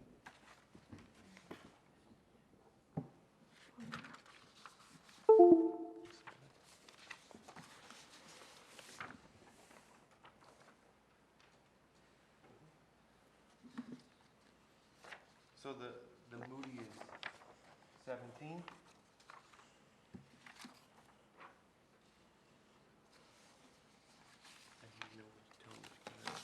So it's, we looked at most of the canals that are south of the Moody Canal, so those little digit canals here have them. And so we sampled, I believe, here today. So we're waiting for the DEP to analyze the samples. Okay, thank you. Councilmember Tate? Are we notifying the residents in these areas that we have seen this and that we are testing it? We are not, but in general, this is because it's taken over by the state will take care of that. The state would take care of it, so wouldn't it be helpful, once that you know, like you said, you're getting the results in, so we don't preempt it, but once we do know, that we could notify at least the residents that use and work within that, that's Cornwallis to Palaco Grande, that uses the Moody Canal.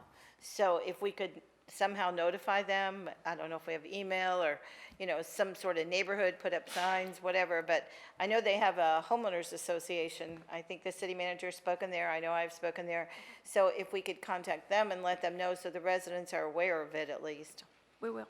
And along those same lines, I've gotten several emails about the boil water notices. I don't know how quickly we notify everyone. There's been several complaints in my emails that we aren't getting enough notification. So I don't know what our process is. If somebody could just email me and let me know how we do that. And, you know, I know we don't know a week ahead of time, but on the shutoffs we do know, but on the boil water notices we don't. And I know we put up the signs in the middle of the street, but it's got to come to a point where we have the red alert, we have the email, we have the eConnect. We got to be able to communicate it just a little bit more through our communications office if possible. Thank you. When will we have those results back? I do not know. My guess is that given that the lab in Tallahassee will receive it tomorrow, we won't have the toxin results and identification until next week. Okay. Isn't that where the bubble curtains are? Along that? So this is the first canal that is said to have the bubble curtain in. However, the species is not, It's not there's there. no discharge from the lake, so this is not coming from the lake. I understand that, but still, isn't that what the bubble curtain is supposed to help do, is keep it from going into the canal system? So, It started there. That is what the bubble curtain is intended to do, but like the lake, our system appears to be generating its own within there. Okay. So if there's nothing to block coming down the river, if it's Right. coming from within the system, it's things that we're gonna have to try to address and figure out the source. These algae exist in nature in the background, so, you know, what's Right. helping them bloom, what's helping feed them. okay, I just think communication is the key for all the things that we're going through. Thanks.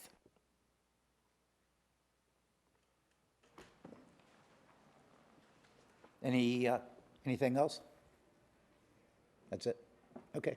Councilmember Hayden? Mike, we're in August now. You said by the end of August, bubble curtains would be operating. Yep, we're looking at, tomorrow, we're starting timeline? tomorrow, we're starting the directional drills. And, we're planning on, I put together, met with staff, told them we had, 6 weeks. So they put together kind of a schedule for me that I'm gonna review with them tomorrow. But tomorrow, they're actually starting the directional drills through the seawalls. And the divers should be going in that's how we'll actually connect the air hose to the, from the bubblers to the compressors, which are already set. Sure. So this is just the last phase, making that final penetration, and then divers are going in. Okay. So we should have media events here very shortly, as long as everything goes well tomorrow. Punching those holes through the wall and, you know, getting them sealed up, getting the hoses through there, then we'll be in good shape. Okay, thank you. Okay, thank you. Next item, 9G2 is, I guess, intergovernment permitting process update. Mr. City Manager. Thank you, Mr. Mayor. I'm going to have Matt Grambow from our office come up to the podium to give you the latest update. But before he updates you on the developments for the last week, I want to respond to both Mr. Jones and Mr. Ilches, and I want to thank them for being here. And, you know, for once again, you know, letting us know, reminding us that our staff and development services, and now being supplemented by volunteers from throughout the entire city, they are working around the clock to provide our customers with the service that they need in order to get their permits processed and out the door. And so we thank them for that. And we also understand their frustration. We feel their frustration. I think all of you are frustrated. I'm frustrated. Last week, I went to the podium and gave you a detailed report, and you know, you told me exactly how you felt about this situation. So we know, we live it every single day. So we know what our employees are going through. I have said previously that EnerGov is a good product, and EnerGov works. And Mr. Grambow is going to give you the update on our fact-finding trip to Iowa. And I am more convinced today than I was before that EnerGov will work. There are problems with the EnerGov system. Yes, we've talked about it ad nauseum here. And we know that there is a way to fix the problem with the EnerGov system. And that is separate and apart from the workload issue that you have been addressing over the last 2 years. And I just want to remind the public that over the last 2 years, this city council has not shied away from providing the resources that development services needs in order to process permits and plans through the department and through the overall process. And in fact, if I have my numbers correct, you have approved more than 47 positions in the last 2 years for development services to deal with that workload. 47 positions. I don't think police and I don't think fire, our public safety, which is our #1 priority in this community, have received that level of staffing support from city council. So again, this is something that you have taken very seriously, that we have taken very seriously, but we acknowledge that it is still going to take some work in order to get the EnerGov system to where it needs to be. I mentioned to you in my last report to you that we have to transition to the latest version of EnerGov. Okay? I think our consultants, and by the way, they will be here on August 17th to brief you. You're going to hear directly from them, not filtered through staff, their report, their findings, but everyone is saying that you need to get off this system, this version, and move to the latest version. And it'll be a stabilized system. I have said before that well over 500 jurisdictions in North America use EnerGov, and they use it successfully, and they're pleased with it. But just like everything else, there's always going to be a handful of customers that, for whatever reason, have a problem with the product, it doesn't meet their needs, and they have to, they've decided to do something different. We do that in our daily lives with cars. We were having a conversation today where I made a comment that I'll never buy a particular car from this manufacturer ever again, and somebody said that, well, that's their favorite manufacturer. So again, same product, same manufacturer, two different experiences. And so that goes, you know, with the EnerGov product. But again, I am convinced that the product works, and once we do the upgrade to the 2020 version, which we have made a priority for this organization, in addition to some workflow-related issues and staffing issues, this issue will be fixed. I'm convinced of that, but I just want to remind you that that's not going to happen overnight. That the impact of hiring in this latest batch another 26 employees, and Mr. Grambo will give you an update on where we are with that process, that's not going to happen overnight. People need to be trained, things like that. So this is going to be a process that will take several weeks and several months for us to resolve before it gets better.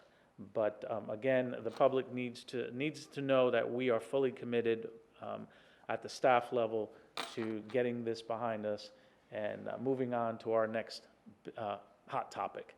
And so with that, Matt, please go ahead and update the council on where we are with the latest developments. Thank you.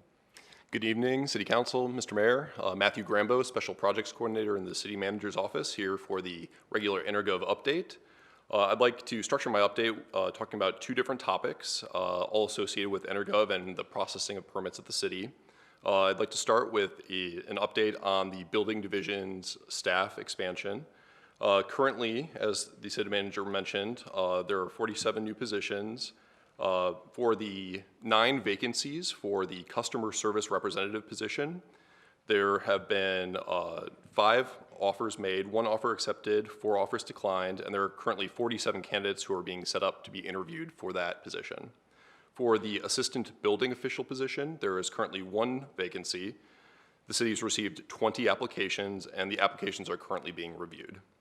For the building inspector residential position, of which there are 4 vacancies, they have received 24 applications, and 2 qualified candidates are currently being reviewed by the hiring manager.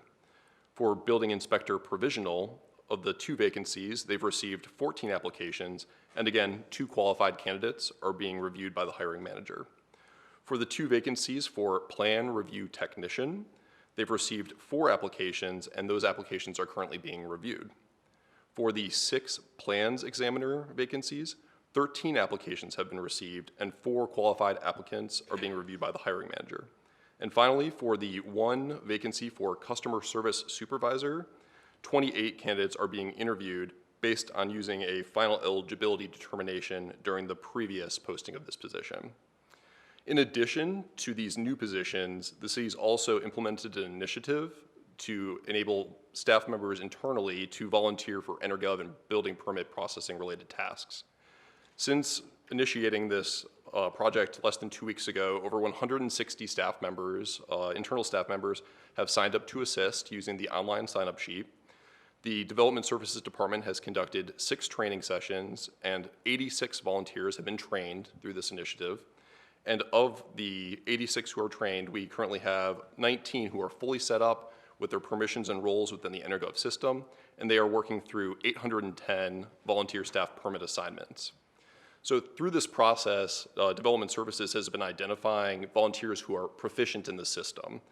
Those are people who have EnerGov licenses, have worked in similar systems in the past, and are ready to work on permit applications. For the other volunteers who are contributing to the initiative, we are working on establishing a system of guidelines and instructions to enable these staff members to help improve the system's performance through working through the legacy data cleanup portion of the optimization of the system. So, as we've said before in our updates regarding EnerGov, in terms of the slow performance, the spinning and the crashing, there are a couple reasons why that's happening. As the city manager mentioned, the top reason, and one of the primary recommendations that we've received from our consultant, Plant Moran, as well as contacting other municipalities who utilize the EnerGov system, including the city of Des Moines, upgrading to the 2021 version is going to solve some of the issues and some of the slow performance that staff and users of the system through the CSS are experiencing. So we need to attack not only the 2020 to 2021 upgrade, but also the other factors that are leading to slow performance, and that's primarily the legacy data cleanup from documents that were transferred from Trackit into EnerGov when we went live in February. So by utilizing the volunteer staff to do manual data cleanup of the legacy data, we're able to utilize the supplemental staff to do a lot of the performance improvements while allowing staff who have been working on permit applications to continue processing them in the system. So along with the legacy data cleanup initiative, we're also, in our plan of attack for the short term, are looking at a couple other ways that we can improve both system performance and staff's capacity to process permits.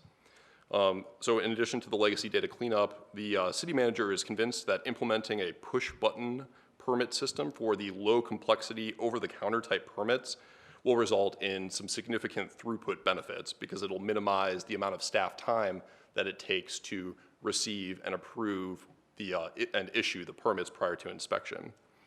The staff is working on identifying the eligible permit types for a push-button permit system. Staff are also looking at the reconfiguration needs within the EnerGov system to modify the existing workflows to enable push-button permits. And after these permits are reconfigured, we believe, and the city manager is convinced, that we'll be able to more rapidly issue permits and minimize the staff resource requirements for those low complexity over-the-counter like permit types. In addition to the legacy data cleanup and the push-button permit initiative, the city staff are also working on ongoing reconfigurations of permit types. The core group of staff involved with the reconfiguration of different permit types is approximately 80% complete with the residential construction permit reconfiguration, which is a very, very significant reconfiguration because it's really about 7 or 8 reconfigurations in one. We're taking the residential construction overall permit and splitting it into residential construction and residential construction miscellaneous to be able to provide better reporting, a smoother application experience, and more rapid reviews and approvals of permit applications. So currently we are planning and working on upcoming off-hour reconfiguration focus sessions that'll be early in the morning, after work hours, and over the weekends to enable this core group of staff to focus solely on the reconfigurations, which are a very important task to accomplish in the short term. Additionally, our staff from our information technology services team is already doing some phased testing for the reconfiguration. So as final tasks are completed for reconfiguring residential construction, we're already testing portions of that. So we'll be able to go live more rapidly with that. Finally, as part of our plan of attack, we are also working on our preparations for the upgrade to the 2021 version of EnerGov. The update will occur this fall, and we're currently working with Tyler Technologies to schedule a firm date. This isn't something that we can do independently. We need to get on Tyler Technologies' schedule in order for them to be able to push the update to our servers. And we're being very insistent and forceful with Tyler to push that date up as soon as possible, while also enabling us to conduct the testing that's required for updating from 2020 to 2021. We'll need to combine the update of EnerGov from 2020 to 2021 with a Munis authentication update, which won't change the version of Munis, but it will change the type of authentication that is required to access it. And as I said before, we'll need approximately 5 to 6 weeks of dedicated testing prior to the go live date to make sure that everything runs smoothly when we decide to go live with Tyler's assistance to 2021. Finally, an update regarding Plant Moran, our EnerGov third-party integration consultant. They released their initial first draft of their assessment optimization report last week. We received it on Wednesday, and they're currently working on the final assessment optimization report, reflecting both staff feedback and findings from the short site visit to the city of Des Moines that staff went on earlier this week. During the site visit, which we just returned from late yesterday afternoon, the city of Des Moines went through very, very similar challenges early in their implementation in July, but they've really been able to stabilize and optimize their system. What our staff who participated both in person and virtually experienced was a system that was fast, stable, and very effective at managing online and digital permit applications. And so I think a lot of our staff members were able to see the light at the end of the tunnel when we went to Des Moines and were able to see exactly what the EnerGov system is capable of when it's fully optimized and working appropriately. So also, as the city manager had said, Plant Moran will be issuing their final report in 2 weeks from today. It will include both short and long-term recommendations, so those low-hanging fruit that we're able to tackle immediately and that staff and community members will be able to see some actual progress in a rather rapid timeline. And Chris Blau, our lead consultant from Plant Moran, will be on site to present the final report, discuss the short and long-term recommendations as well as his findings, and to be available for questions and answers for City Council. So that's where we are today, and I'm available for any questions. Thank you. I know we just got back from Iowa, I believe, and speaking with Mr. City Manager earlier today, I know he's in the process of debriefing staff who attended that. So I know we'll be getting an update on that probably in our next meeting. But I will say a little bit of the conversations that I had with the City Manager sounded optimistic that there could be some areas of improvement that they found the work, and I believe it was Des Moines, Iowa, that you went to.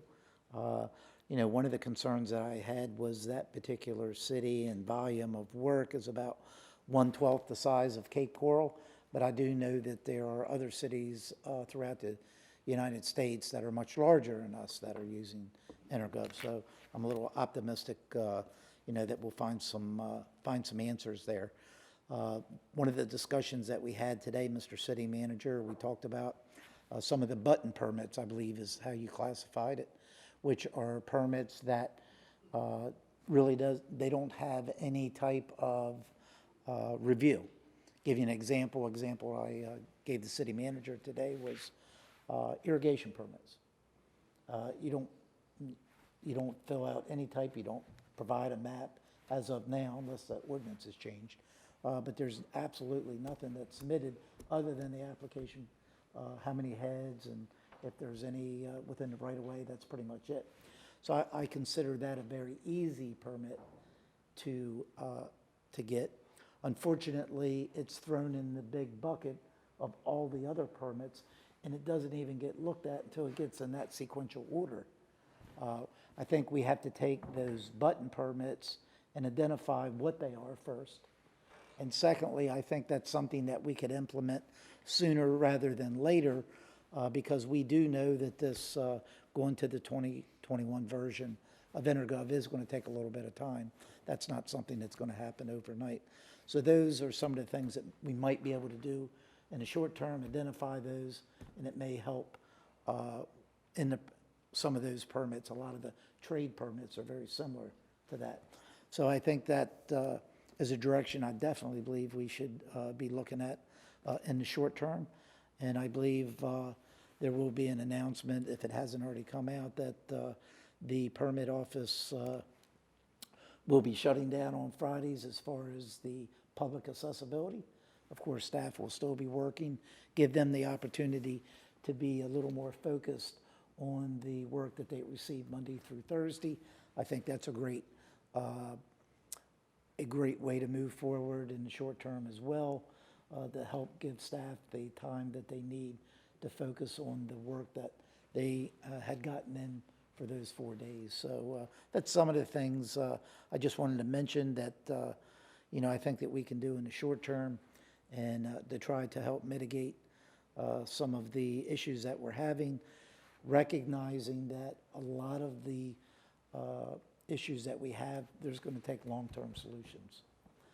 But I still, like I mentioned before, let's identify those short-term solutions in the meantime to help mitigate where we are today with the backlog. And, you know, I appreciate everything that staff is doing. I appreciate all the staff members that have stepped up to the plate, said that they would help in this endeavor. To me, that's teamwork, so I want to commend them for that and thank them for their willingness to help us out when we're in a bind. So, and I understand that the permitting staff members are getting frustrated, like the city manager said. I think we all are. And just hang in there. You know, we're trying to find some short-term and long-term solutions. So hang in there for us. And I would also help or mention to any staff member, please, if you have a recommendation, go to your supervisor. And that I'm sure that recommendation could work its way up the channel, and it may be something we'll look at. I'm a firm believer, you know, we're not in the trenches. So we don't see exactly what's happening day in, day out. So if there is a staff member that has a recommendation, please reach out to your supervisor, send an email to the city manager. I think we're all open to hearing if there could be something that we're not either addressing or something that we could, that we're not seeing. So please reach out. That's all I have. Councilmember Tate.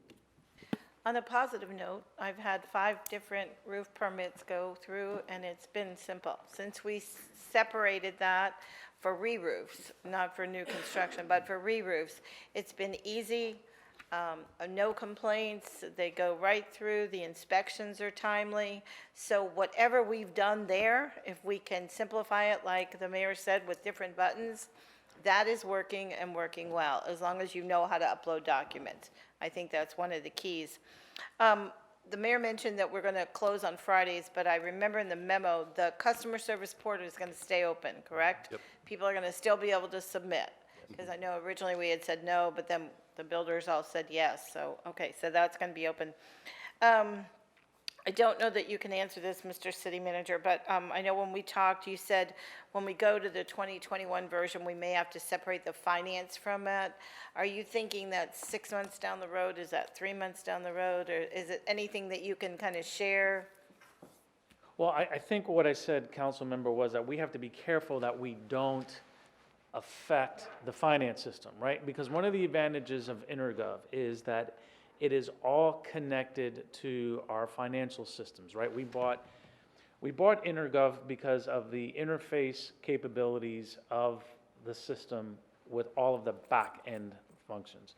So we have to be very careful that in our zeal to bring the 2021 version online, that there isn't something within the coding that will impact the financial aspect of it. Even though it's the same product and it's been done in other communities, there may be something that we did that's unique to the Cape that will cause it to act in ways that nobody expected. And so that's why we have to make sure that we protect the rest of the enterprise systems from going down when we upgrade to the 2021 version. So that's why testing is very important. And is that the same thing with the water sewer accounts? Yes, and so we've been spending a lot of time on that, and we think that that's not going to be as much of a challenge Good. as we initially thought. Not going to be easy, but we think we have a solution to it. Okay, thank you. Any other discussions? Thanks, staff, and thanks, Matt, for the update. My pleasure. Okay, we'll move on to item 10, ordinances and resolutions. 10A is public hearings. The first one is ordinance 61-22. Madam City Clerk, please read the title. Ordinance 61-22, an ordinance amending the City of Cape Coral official zoning district map of all property within the limits of the City of Cape Coral by rezoning property described as lots 1 through 9 and 53 through 58, Block 4632, Unit 69, Cape Coral subdivision, from residential single-family to residential multifamily low zone. Property is located at 5024 Chiquita Boulevard South, providing severability and an effective date. This is a quasi-judicial hearing. Anyone wishing to speak or provide testimony must be sworn in. Please raise your right hand. Do you solemnly swear or affirm to tell the whole truth and nothing but the truth? I do. Thank you. Evening, Council and Mayor. Justin Heller, Senior Planner with the Cape Coral Planning Division. This is a rezone of 5024 Chiquita Boulevard. Sorry, this isn't up on the screen, is it? There we go. So this is a city-initiated request. The property currently has a multifamily future land use with an R1 single-family zoning and is owned by Parkway Village Condos. The request is for lots 1 through 9, 53 through 58, to go from single-family R1 to residential multifamily low, RML. It's a 1.85 acre site. There is an existing multifamily development called Parkway Village Condos on it. Surrounding uses include duplexes, multifamily developments, and single-family dwellings. The zoning was changed from residential development RD to single-family residential R1 with ordinance 4-19. And this ended up creating an inconsistency between the future land use and zoning, causing the existing condos to become non-conforming. This is a aerial of the current parcel. You can see it's fully developed with the condos. And here we have our existing and proposed zoning maps. So basically, this is a cleanup, just trying to fix the zoning here for the existing use on the property. Our analysis, we found that the RML zoning is consistent with the multifamily future land use classification. The site is suitable for most uses in the RML district and has the existing multifamily development on it. Permitted uses in the RML district are similar to those uses existing on the site and the neighboring property to the north. The zoning change will allow the owners of those multifamily units to rebuild in the event of a hurricane or fire damage or other disaster.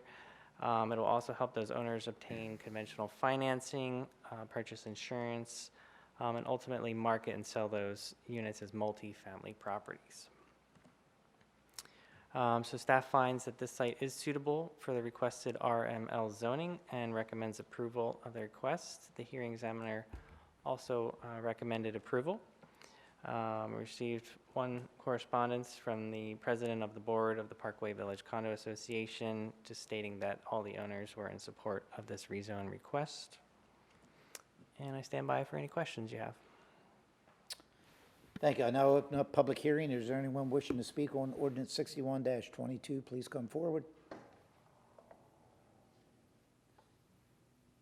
Seeing none, public hearing is now closed. Is there a motion to approve ordinance 61-22? So moved. Second. Is there any council discussion on ordinance 61-22? Seeing none, Madam City Clerk, please call the roll. Long. Can you please repeat that? Oh, thank you. Nelson. Aye. Tate. Aye. Welsh. Aye. Cosden. Aye. Gunter. Aye. Hayden. Aye. 7 ayes, motion carried. Okay, we'll move on to ordinance 62-22. Madam City Clerk, please read the title. Ordinance 62-22, an ordinance amending the City of Cape Coral official zoning district map of all property within the limits of the City of Cape Coral by rezoning property described as lots 1 through 28, Block 4384, including all Block 4384A, Unit 63, Cape Coral subdivision, from commercial to residential single-family zone. Property is located at 2105 through 2221 Southwest 8th Place, providing severability and an effective date. This is a quasi-judicial hearing also. Anyone wishing to speak or provide testimony must be sworn in. Please raise your right hand. Do you solemnly swear or affirm to tell the whole truth and nothing but the truth? I do. Thank you. Turn it over to staff. Good evening, Mayor and Council. For the record, Candace Ford, Associate Planner with the City Planning Staff. Okay. So the applicant for this rezone is going to be the City of Cape Coral. As mentioned, the location is going to be 2105 through 2221 Southwest 8th Place. The rezone lots are currently going to be 1 through 28 for Block 4384 to include all of Tract A. The proposed is to go from commercial to residential single-family or R1 zoning. The rezone area is currently approximately 3.6 acres in area. Majority of the lots within the site are going to be either single-family homes or duplexes. With the rezone, it will be noted that the duplexes will remain legal non-conforming structures. Uses. The rezone area does have frontage along Southwest 8th Place and is going to be west of Skyline Boulevard. The future land use for the properties was recently amended from commercial professional to single family by ordinance 1422. On the map here you can see the subject parcels and where the frontage is, and it is west of Skyline Boulevard. The future, as previously noted, the future land use was updated to single family not too long ago. And on the left of the screen, you can see the official zoning where they are commercial currently, and the proposed is going to be on the right side for single family or R1. The request meets the 6 criteria contained in LDC 3.6.4 for a rezone. The rezone will provide consistency between the proposed zoning and the future land use, as currently they do conflict. As noted by police and fire, there will be minimal impacts associated to city services with this rezone, and this rezone will ultimately allow owners of the single-family dwelling units to expand or rebuild in case of natural disasters, and it will allow them to get conventional financing, purchase insurance, and market these areas as residential properties. City planning staff is recommending approval, and the HEX hearing examiner did recommend approval as well. And prior to HEX, I did receive one call opposing the proposed rezone because he was a duplex owner, so it didn't really work out in his favor for this rezone. And then before this meeting, I did receive a call from a neighbor in the block supporting the rezone. And I will stand by for any questions. Thank you. I now open up public hearing. Is there anyone wishing to speak on ordinance 62-22? Please come forward. Seeing none, public hearing is now closed. Is there a motion to approve ordinance 62-22? So moved. Second. Is there any council discussion? Only thing I wanted to say real quick was, even though we're going from commercial to single family, if you look out of all the parcels, 1, 2, 3, 4, 5, 6, 7, 8, 9, 10, 11 of them are already improved. So I think even though I normally don't like supporting going from commercial back to residential, I think for this particular area, it definitely should be single family, so I'll support it. Is there anything I have? Any other discussion? Madam City Clerk, please call the roll. Long, Aye. Nelson, Tate, Aye. Welsh, Aye. Costin, Aye. Gunter, Aye. Hayden, Aye. 7 ayes, motion carried. Okay, let's move on to ordinance 35-22. Madam City Clerk, please read the title. Ordinance 35-22, an ordinance amending the City of Cape Coral Comprehensive Plan by amending the future land use map from commercial/professional to single-family land use for property described as lots 16 through 18, block 4381, lots 25 through 29, block 4382, unit 63, Cape Coral subdivision, from commercial/professional to multifamily land use for property described as lot 49, block 4380, lots 1 through 15, block 4381, unit 63, Cape Coral subdivision. Property located northwest of the intersection of Skyline Boulevard and Veterans Parkway, providing severability and an effective date. Thank you. I'll turn it over to staff. Chad? Okay. All right. Thank you very much. Good evening, Mayor, City Council. For the record, Chad Boyko, Principal Planner with the city's planning staff. This is ordinance 35-22. This is a privately initiated future land use map amendment request. The applicant is Hungry Catfish Farms, LLC. It's a little over 3 acres in size, and it's located pretty much near the intersection of Skyline Boulevard and Veterans Parkway. It has utilities to the site, and then the applicant is requesting a 2-part land use request. They're requesting the majority of the property to go from commercial professional to multifamily residential, and then a smaller portion of the property to go from commercial professional to single family residential. I've got a series of maps here for you, aerial map. The whole site is completely undeveloped. It's a collection of around 14 parcels, I believe. It's located once again at the intersection of Skyline and Veterans Parkway. The surrounding area to the north, to the east, and to the south, the north and to the west is mostly single-family homes. To the east, across a local street, you have a storage facility, and then south across Veterans Parkway, you have the Lowe's shopping center with some other ancillary out parcels to go along with that. The zoning map of the property is all considered commercial professional at this point in time. And then the applicant's request is they want to go from commercial professional land use to multifamily for the northern 8 parcels or so. And then there are 4 parcels that they're looking to take to single family due to their proximity to already existing single family future land use classification. So the findings of fact for this, you have 12 undeveloped parcels. Most of the parcels only have frontage on local streets. You do have 2 parcels that have sort of frontage on veterans, even though they're backing up to it, and they have no access from that roadway, so we don't really consider that to be frontage. It's mostly assembled. You have 1 owner that owns the majority of these parcels. It was changed to commercial professional back in 2002. It hasn't since developed. There was some hope that perhaps this would be assembled with that larger parcel that has the frontage on Veterans Parkway. However, that has now turned into a storage facility, so that assemblage hope is kind of gone with the wind. There are utilities available to the site, and once again, we mentioned that there's 4 for single family proposed and 8 for multifamily. We looked at the existing CP land use. With the maximum commercial square footage, you have a little over 100,000 square feet. If developed at its maximum potential, you wouldn't have that much development, historically within Cape Coral, so you'd be looking at something that would be smaller. For the multifamily residential land use, you would have a maximum of 25 units per acre. You would have some separation in the units because you are split by the streets there. You would have a maximum of 69 dwelling units that could be built on the multifamily portion. And then lastly, within the single family area, you would be looking at probably 4 single family homes to be built.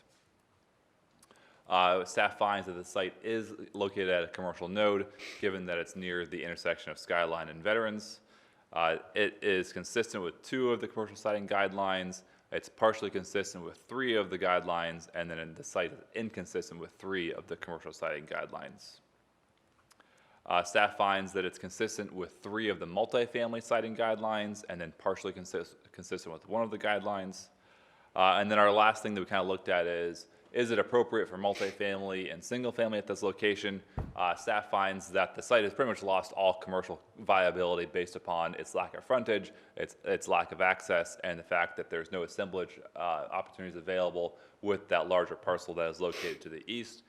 Staff does look at this and for the multifamily and state that there aren't really any other multifamily sites that are within proximity. You do have some legally non-conforming duplexes that are located to the north, but that's within a CP future land use classification. The multifamily could have a slightly higher traffic impact than the single family there. We also looked at the fact that the multifamily could provide a little bit of a buffer between that storage facility and some of the single family uses that are located to the west. However, staff finds that when we looked at the entirety of the site as a whole, the multifamily would be out of character given that there really isn't any other legally existing multifamily that is appropriate there. So therefore, our recommendation is denial of the site to go to the multifamily future land use classification, and then in turn, staff recommends that the entire site be amended to the single-family residential future land use classification. That recommendation was presented to the P&Z Commission, and they agreed with staff's recommendation by a vote of 5-0 to deny the multifamily, but instead change the entirety of this area to the single-family designation. And I stand by for any further questions. Thank you. I'll now open up public hearing. Is there anyone wish to speak on ordinance 35-22? Please come forward. You can go up there just one at a time. Please state your name for the record. And sir, even though you spoke earlier doing citizens input, you do have another opportunity. Thank you, Mayor. My name's Robert Hafer. I moved to Cape Coral August 1st of last year from a nice home in Arizona. It was nicer than the one I have here. I got $350,000 for it. I paid $500,000 for this one.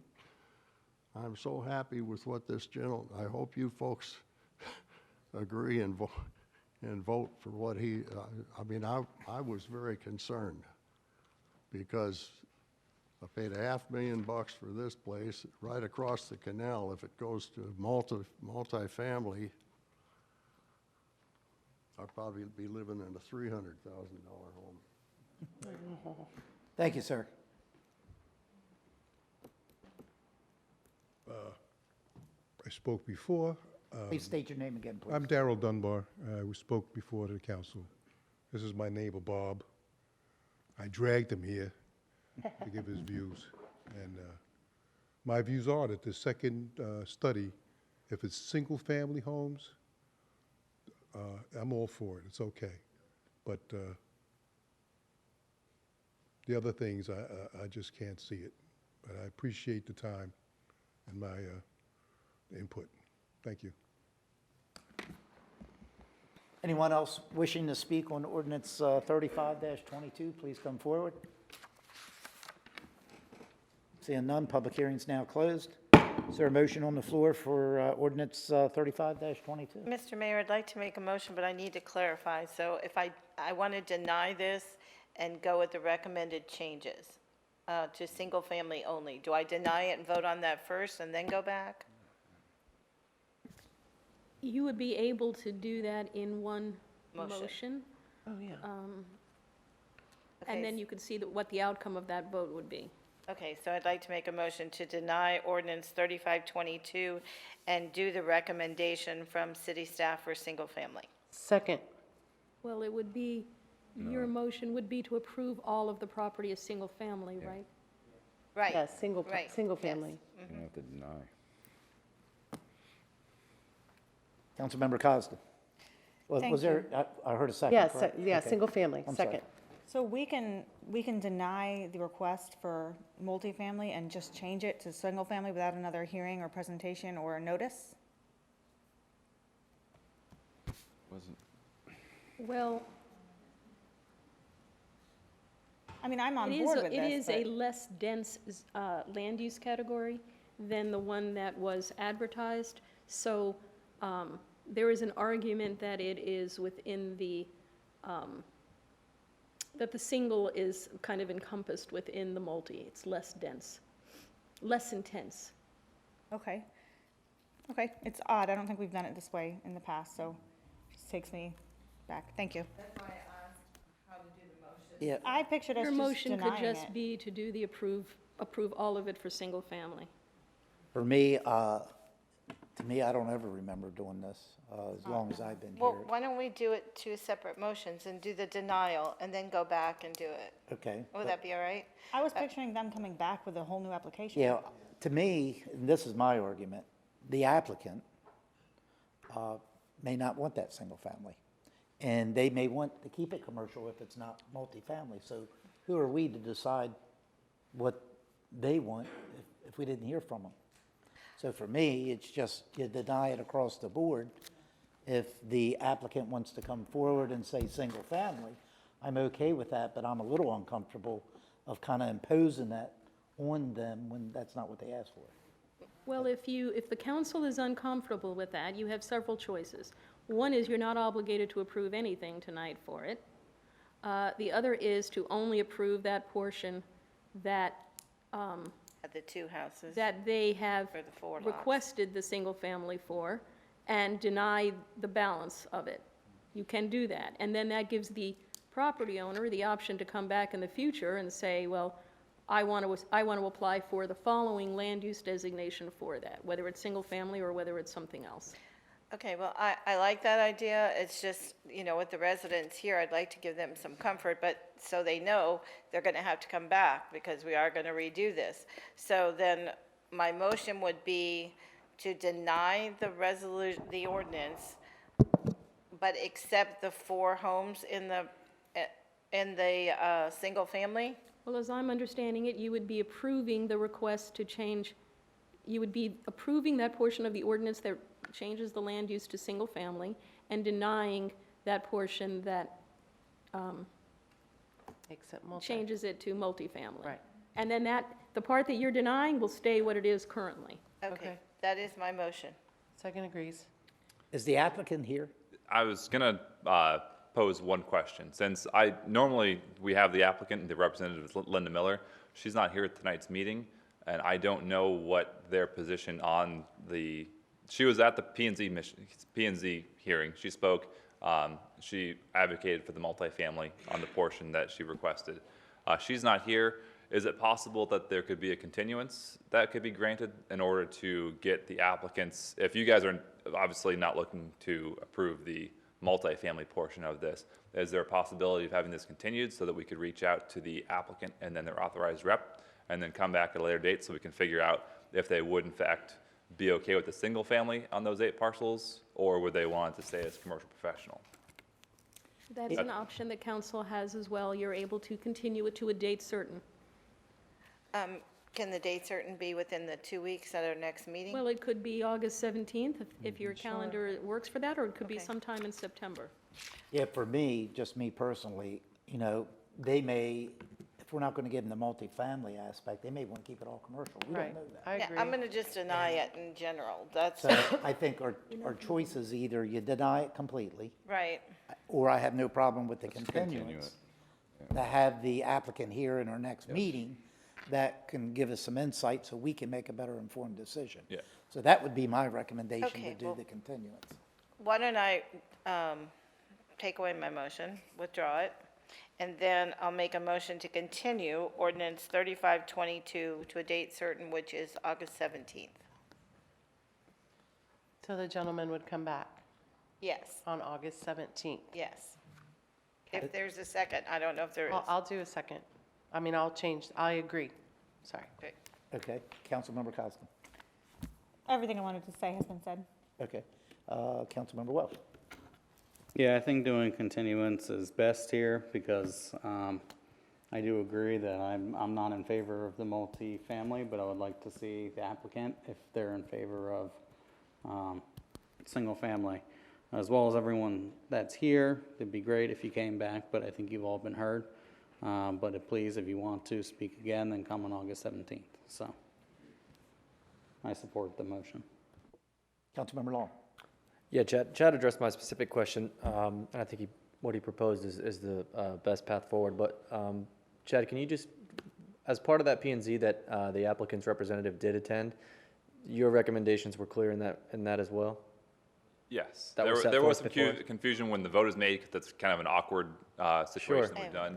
And just to clarify, while the current city council may not have done this in the past, or done this in their tenure, it has been a practice that we used to do years ago, is we would go to a lesser intense land use or zoning than what was requested. So it has been done before, I just want to put that on the record. My But only yes, reason for asking that- it was made clear to the P&Z, and their vote was to only have this as single family. My only reason for asking is that the representative from Avalon has been around long enough to know. I mean, she's aware that this was on the table, and I would imagine, conversely, on the other side, that she would have known that if they were opposed, that she would show up and go against that recommendation. I only say that because we've got members from the public here that are doing that. But since we haven't done this before, if everyone is more comfortable doing the continuance, we could do that as well. But I think we're going to end up with that being the end result. Well, I must say, if you look at the agenda indicates staff recommending approval. I'm just- Right, for but now what- I they're mean, for denying whatever it. Yeah, that that's I was worth, unaware of. Okay. Yeah. It is indicating that. I have Councilmember Tate? one more question. Chad, you don't have to tell me tonight, but I can't understand how you would do single family, then you'd have a strip of multifamily, and then you have single family. It doesn't really make any sense to me. So when the applicant does come back and we hear it on the 17th, I've driven by here, you do have single family homes where that multifamily is. So, I mean, it just doesn't make any sense at all to have an apartment complex and then you continue with single family. It's kind of spot zoning if I've ever seen it. So please give me some breakdown on that. I mean, I've driven by there, but I'd like to know how many homes in writing are on that street after the multifamily for the 17th meeting. Will do. And I as far don't as the support it. agenda with the approval of this, there may have been just an issue given the way that it's done. It may just be that there's a binary option. You can only do approval or denial. Well, we've got approval and denial on both of this, so maybe that's where the confusion is. Maybe there's Oh, only yeah, one. maybe. There's only an either or option to this, and that may be where the confusion lies. Okay, well, I'll just stay with my motion to continue. Okay, any other discussion? We have a motion and a second on the floor to continue this hearing till August 17th. Madam City Clerk, please call the roll. Long, Aye. Nelson, Aye. Tate, Aye. Welsh, Aye. Cosden, Aye. Gunter, Aye. Hayden, Aye. 7 ayes, motion carried. Thank the residents for coming out, and hopefully we'll see you on the 17th.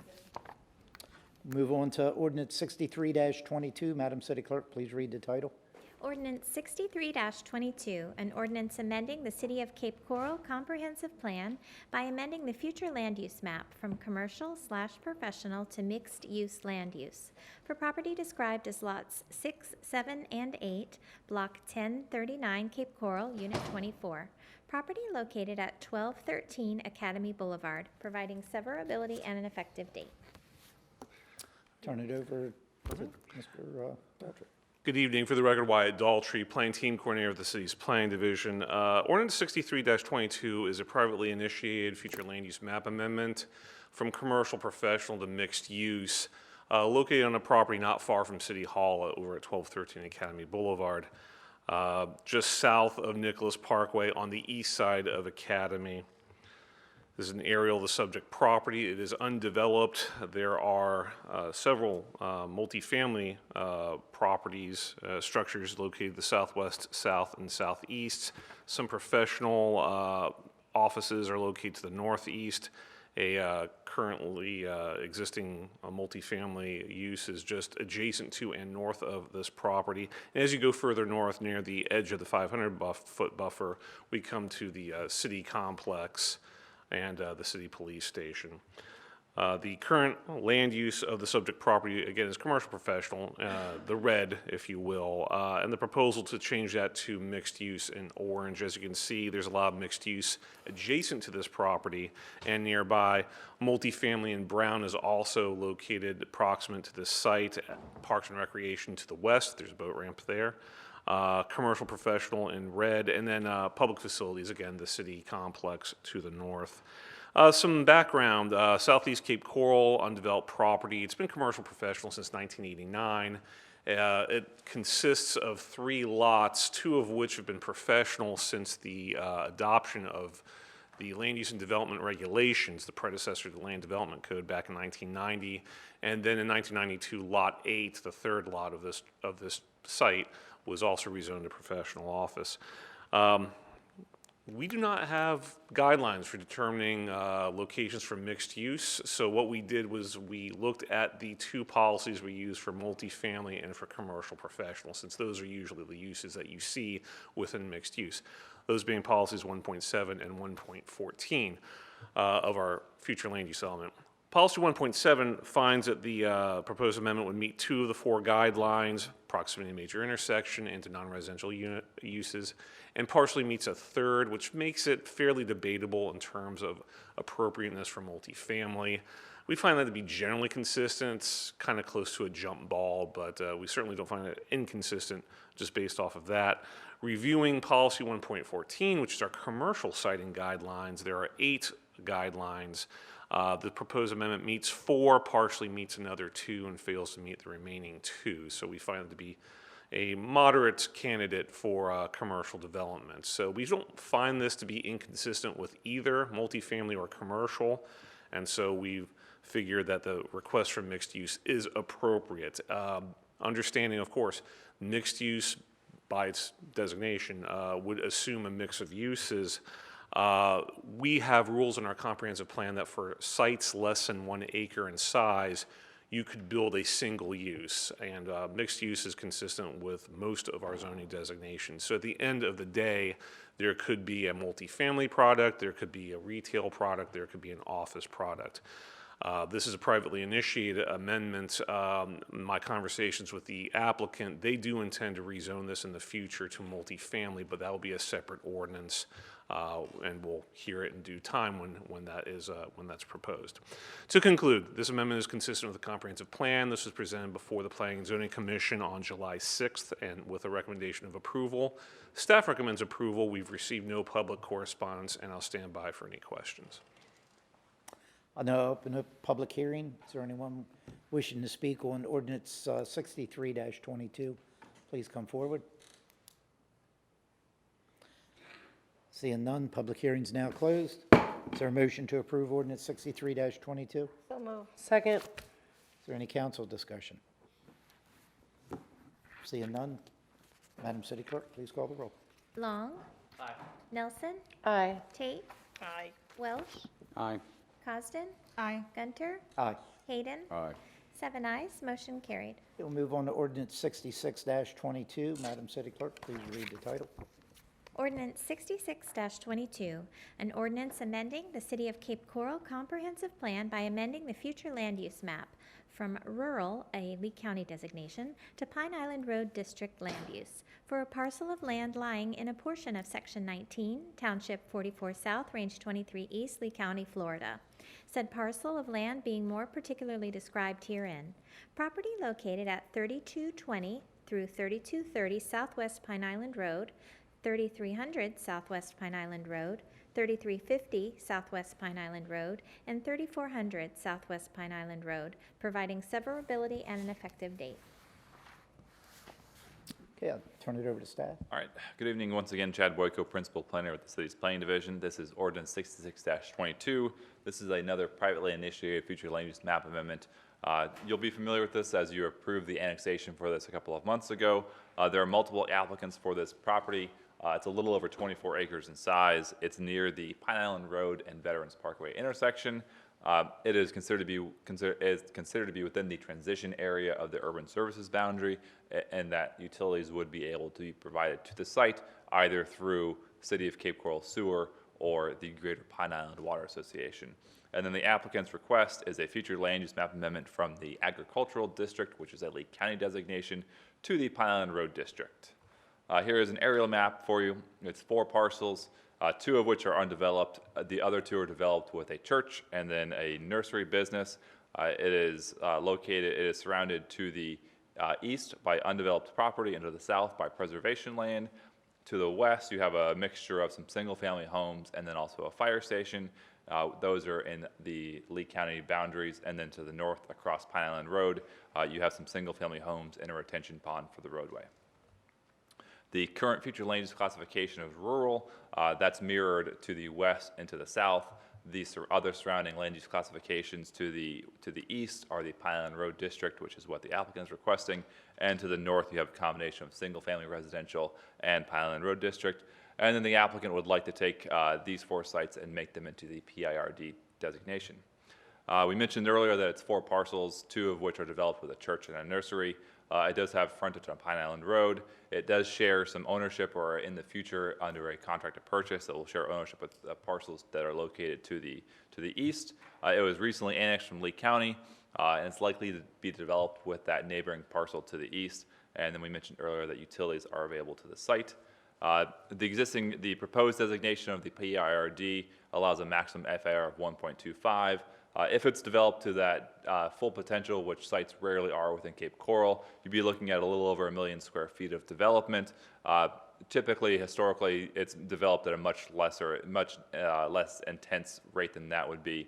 The maximum density for this site, it would be 25 units per acre, and then the maximum number of units would be 608. Staff finds that it is located at a commercial node, given its proximity to that intersection of Pine Island Road and Veterans Parkway. Staff finds, when we looked at the commercial siting guidelines, that it met 6 of those guidelines fully, and then it was partially consistent with 2 guidelines, and it was not inconsistent with any guidelines. So at least it met or partially met all 8 of those guidelines that we have in our comprehensive plan. And our recommendation of this is approval to the PIR district based upon our analysis within the comprehensive plan. We presented this to the Planning and Zoning Commission last month, and they also recommended approval by a vote of 5 to 1, and we had 1 speaker in opposition at that Planning and Zoning Commission. I'm here for any further questions. Thank you. I now open up public hearing. If there's anyone wishing to speak on ordinance 66-22, please come forward. Go right there.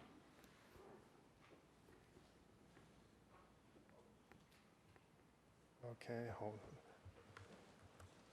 I will try to keep it brief, but I do have a few things I want to go over in a presentation. My name is Fred Drovlik, and I'm here from RVI Planning, representing the applicant.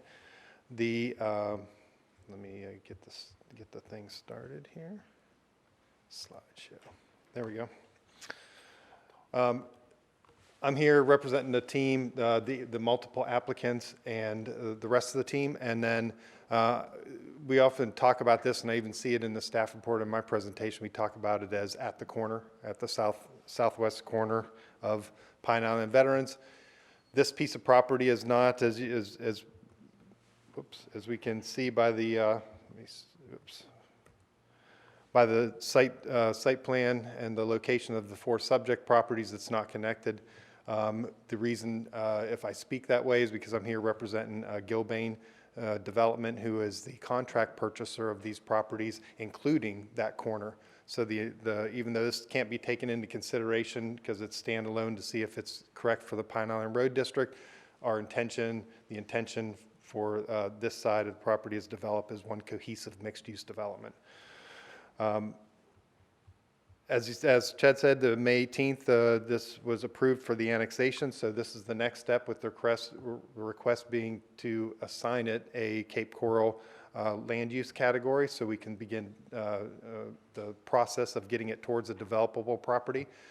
We have a zoning application in and active, and we'll be at the hearings examiner on August 9th, so we're moving this along. And with that, I want to say, after listening to the permitting and the amount of activity that's going on in the city, that I want to compliment staff, the efforts of Planning and Zoning Commission, City Council, for just this moving really well. I know it's been a great effort, a lot of coordination, a lot of great communication with us as the applicant, and a huge effort on their part. So I want to say that as an appreciation for what staff does.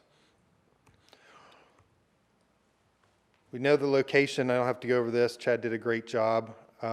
It does abut. We do believe it's consistent. This will start to turn this corner to the Pine Island Road District, and that zoning district that's compatible with that is the CC zoning, which is similar zoning for those that have been into the PIRD. So this will create the potential for a cohesive development on this corner.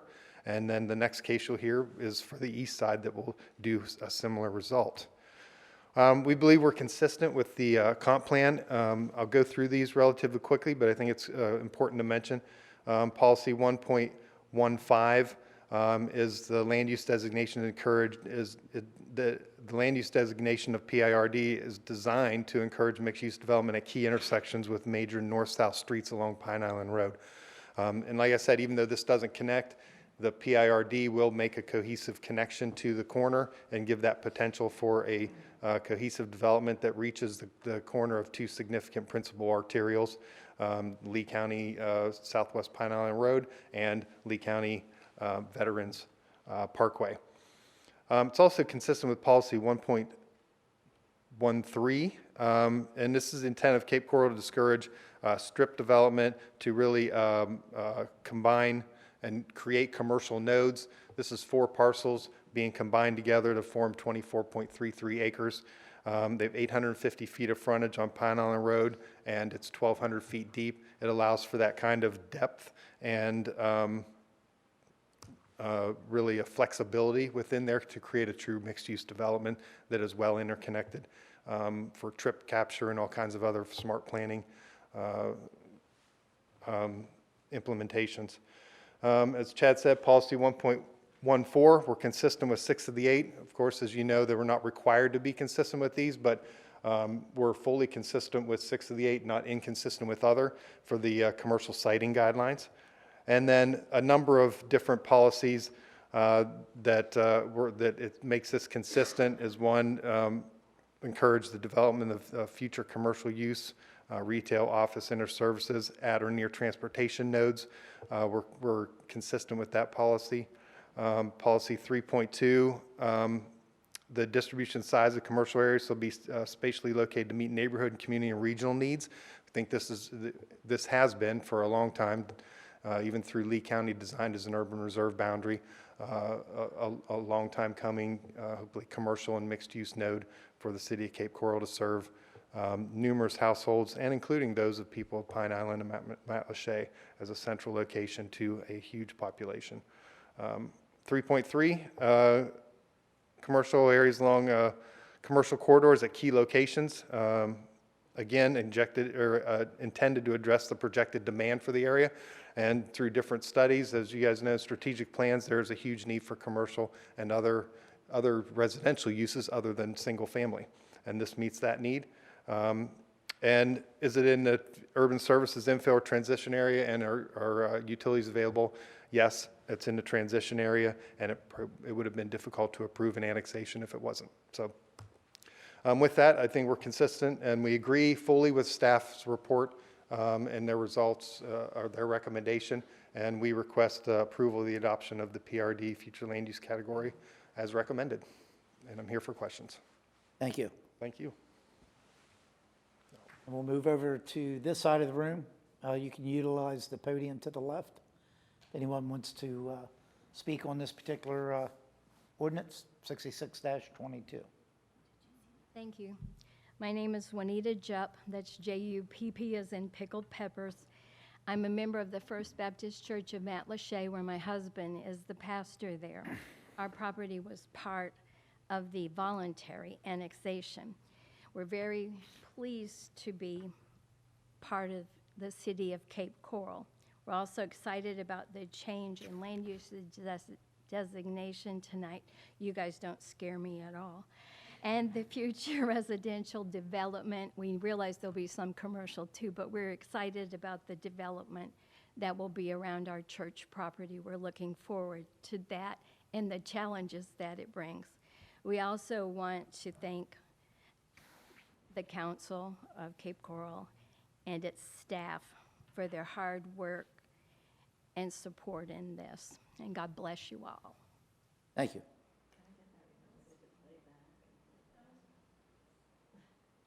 Hello, my name is Marietta Krozik. If you have trouble spelling it, so did I in the beginning. I am a member of the First Baptist Church of Matlacha, and the pastor has kept us abreast all the time on what has been going on with the sale of the property and what it was going to be used for and what was going to happen. When we really look forward to our church's bright future with Cape Coral. And with that, I'd like to say thank you and God bless you. And I hope to see everybody here in heaven one day.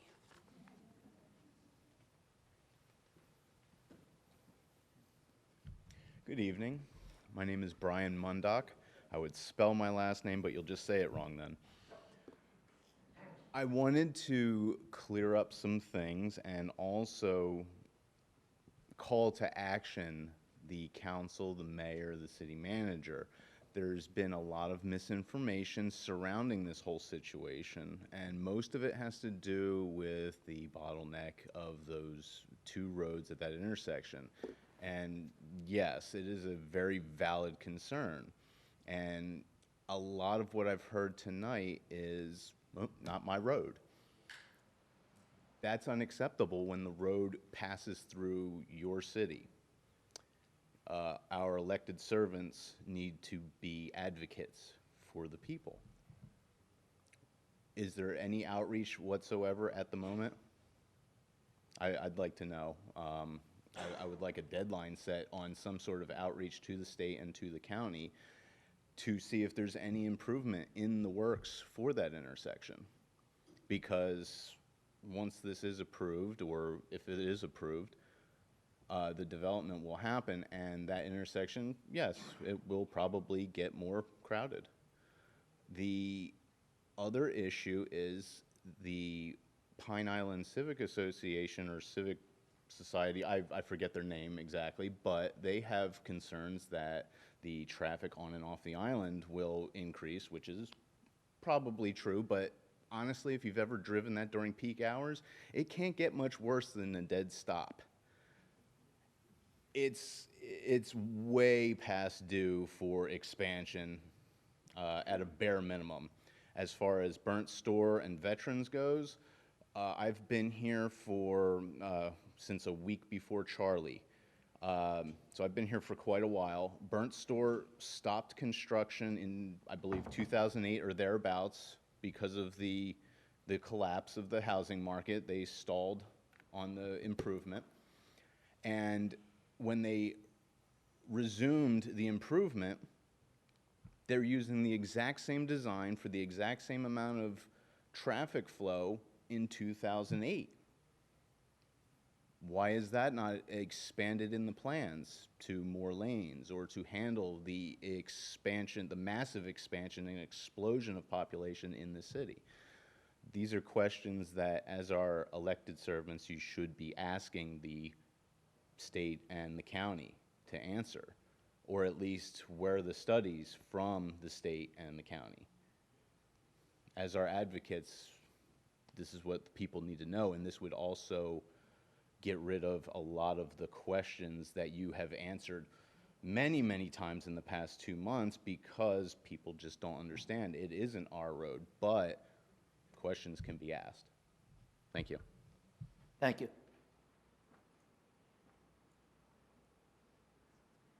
Hi, my name is Linda Bell. I'm the treasurer of First Baptist Church of Matlacha. I just wanted to go on record as an officer of the church, just to let everyone know that the church members have all been informed every step of the way of this entire process, and everyone voted unanimously in support of the land use proposal change. Just putting that on record. Thank you. Thank you, ma'am. Anyone else wishing to speak on ordinance 66-22? Hi, Deborah Swisher Hicks from Pine Island again. I am glad the church is happy with what is occurring. I have no problem with that. My concerns has to be with the Burnt Harris. Once you give a designation to the area, it's kind of set. You can't take it away, you can't alter it, you can't do a lot of things without the property owner's permission or request. Now is the time for the city council to actually do an overview of what they want in that corner. The Pine Island Road District currently is very industrial and not very pretty, especially since I went to that town hall meeting. You guys are working on doing a burnt store district, which has a lot more pleasing look to it. It's easier, you know, it's more attractive to the to residents and bringing people forward. Also, I would like you to consider altering it to that designation by either postponing this one until that one's completed or have it considered for this. I also wanted to point out on the review that the county did to get, they marked it as a hurricane evacuation as a storm surge B, evacuation zone B, and the amendment will result in a residential unit, so there could be an impact on evacuation times. That is according to your own county report. Now, one thing that, when it comes to the evacuation, okay. The subject is in evacuation zone A, which is the most vulnerable. According to Lee County Emergency Management, you guys proposed over 1,324,768 square feet of commercial uses with a residential density of 608 units. This compact build in a hurricane zone is inappropriate for a coastal high hazard area. When you're doing your review for building, don't do 4 stories, please. Thank you. Thank you. Hi, my name's Charles Messina. I'm also from Pine Island.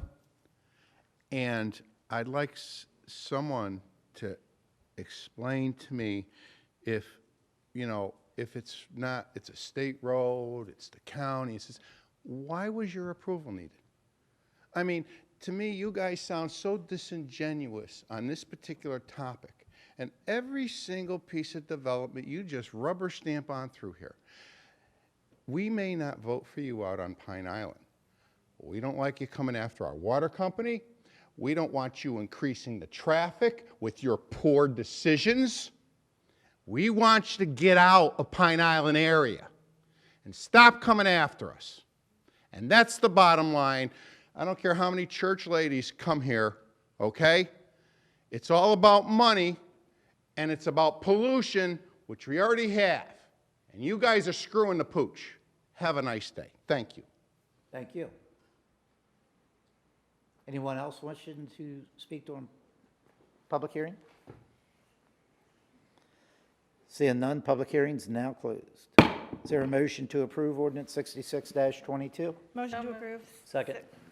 Under discussion. Any discussions? Councilmember Tate? First, I'd like to thank the church members. We can always use blessings. Yes. And I appreciate that. Thank you you. very much. And to the gentleman that spoke about, maybe it was my comment, the way I said it was a county road, and it's a state road. Be assured that there are 5 members up here that go to the MPO meetings every month. And Hold your comments, sir. This is not an open discussion. anyway, as I was saying, we are very aware that although it is not our property, so to speak, we are very involved in the process. And we do have Commissioner Ruane, who works very well with all of us, and he also is on the MPO. So please note that we realize that this is a major intersection that we will be keeping an eye on. Sir, if you say something again, I'm going to have that officer remove you from the chambers. So we are very aware of it, and we are working with the county and with the state, and preempting that, as I remember, I think I told you tonight, we are going to actually prepay to get the Pine Island Road widening project started with the PD&E study. So we are working on it. So I apologize if I was a little flippant saying we don't care. We do care tremendously because it is in our neighborhood. But it is just not in our jurisdiction. So it's another one of those fights that we have with Lee County that Cape Coral has continually had over the years. I hope that helps. And again, thank you to the church. I'm glad that you all understand the process and really appreciate your kindness. Thank you. Councilmember Welsh. Thank you. And a touch on Burnstore Road for you. The master plan for Burnstore Road is to be a 6-lane highway. So I know they're just barely getting to 4 now. I think it's 15 or 20 years initially planned for 6. So this is what happens. We weren't even on the radar for Burnstore Road to go, or Pine Island Road to go to 6 lanes. But once we found that out through the MPO, part of what she said, the PD&E is going to push it ahead. They're already doing a study, unfortunately not as far as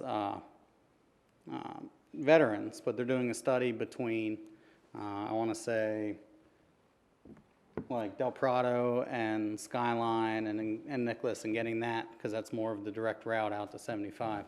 So there is a study that they're already doing, a feasibility type thing, and some lane improvements that they can do. And with us doing this, PD&E should move things along faster with that as well. So we've done our part. We've made, we've gotten Florida Department of Transportation actually came to one of our Cape Coral transportation meetings and gave us a presentation, I think last month. So that means that they're listening to us and they're here. So they see it, and we're doing our best is what we're doing. No. We can't have an open It's not really a discussion. back and forth, but if you want to stay till the end of the meeting, I can give you my information. I'll be happy, or just email us at citycouncil@capecoral.gov, and any one of us will find out the information you need. But as far as some of the other comments, I think what the city is lacking is mixed use and developments like this, where we incorporate more commercial and some residential into the city. And I think this is a great opportunity for us to expand our commercial base on a road that's built for it. So I'm 100% for the Pine Island Road District, and on the future ones coming up this meeting, I don't think I'll need to say that anymore. Thank you. Councilmember Cosden. Thank you, Mayor. Yes, just echoing that, Councilmember Welsh mentioned the Pine Island Road study, basically. We have put forward money of our own ahead of the county or the MPO putting forward that money to fund the study, to start the study. And I think that's going to have a big impact on the future of Pine Island Road, including that intersection. So I just want to point that out. We're not just doing nothing here. If you only come to certain meetings to speak, you don't hear what we're doing during the other meetings. And we talk a lot about Pine Island Road and just transportation in general in Cape Coral. We are well aware it is difficult right now, so we're doing everything we can. Thank you. Yeah, I'd like to echo that as well. Pine Island Road, we know that, it's an area that needs to be improved upon because of the growth of the city and the future growth of the city. And we recognize that, and we're willing to put dollars ahead because I don't think that road was even slated to be discussed until 2035. So we know that, we can't wait that long. So we're willing to put our own dollars up to get that study moving forward now. So I think here in the next several months, you'll probably hear a little more about that. So it's not like we're not doing anything. But like you said, it is a state and a county road. We have to work with them. And we have to make sure with this study moving forward that we have to partner with them. And that's exactly what we're doing. So we hear your concerns. We have those same concerns. And I think with this study, it will outline exactly what the need is, not only for now, but for the future. So, any other discussion? All right, we have a motion and a second on the floor. Madam City Clerk, could you call the roll, please? Long, Aye. Nelson, Aye. Tate, Aye. Welsh, Aye. Costin, Aye. Gunter, Aye. Hayden. Aye. 7 ayes, motion carried. Okay, we'll move on to ordinance 67-22. Madam City Clerk, please read the title. Ordinance 67-22, an ordinance amending the City of Cape Coral Comprehensive Plan by amending the future land use map from rural, a Lee County designation, to Pine Island Road District land use for parcels of land lying in a portion of Section 20, Township 44 South, Range 23 East, Lee County, Florida, as more particularly described herein.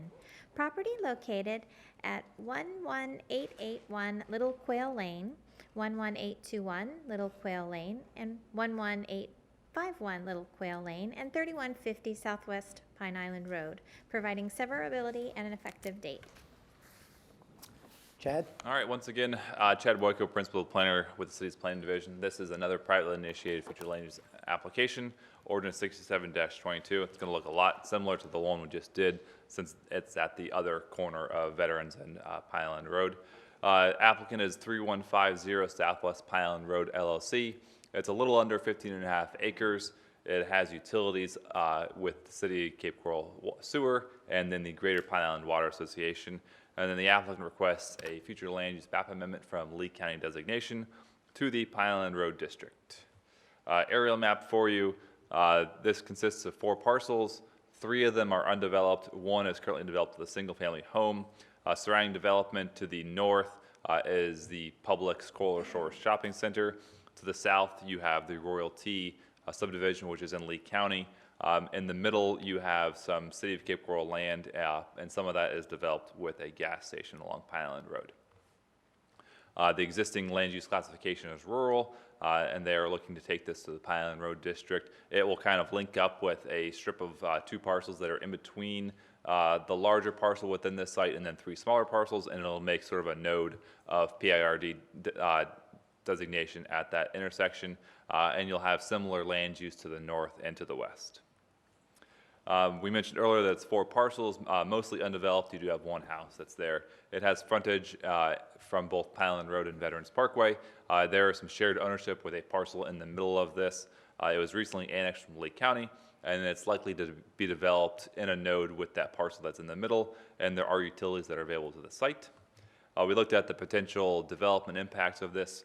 PIRD has a maximum FAR of 1.25, so you'd be looking at a little around 1.3 million square feet here, and then you would have roughly 500 to 600 units based upon the 25 units per acre.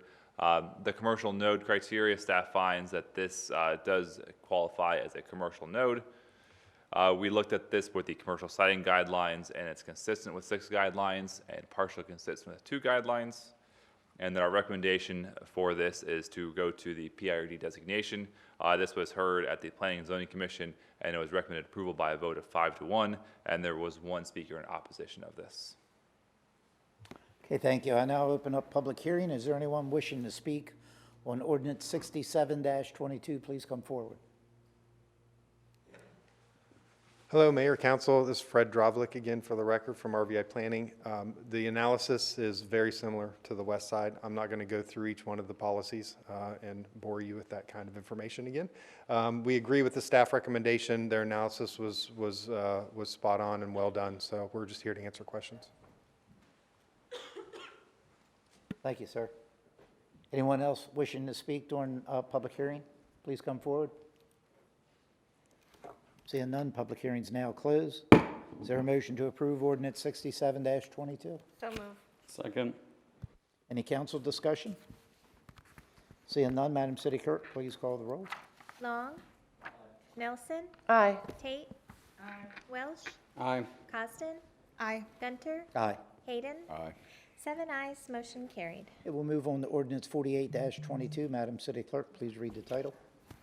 Ordinance 48-22, an ordinance amending the City of Cape Coral Land Development Code by amending Article 1, General Provisions, Section 1.13, Transitional Rules regarding provisions for PDPs and PUDs, amending Article 3, Development Review, Chapter 1, Development Review Procedures, Section 3.1.2, Classification of Development Review Procedures, and Section 3.1.3, Development Approval Process, Table 3.1.3, regarding provisions for PDP and PUD amendments and abandonments, amending Article 3, Development Review, Chapter 4, Specific Review Procedures, Quasi-Judicial Permits and Approvals, Section 3.4.7, Planned Unit Developments, regarding provisions for PUDs, creating Section 3.4.8, Plan Development Project Amendments, regarding the process for amending previously approved PDPs,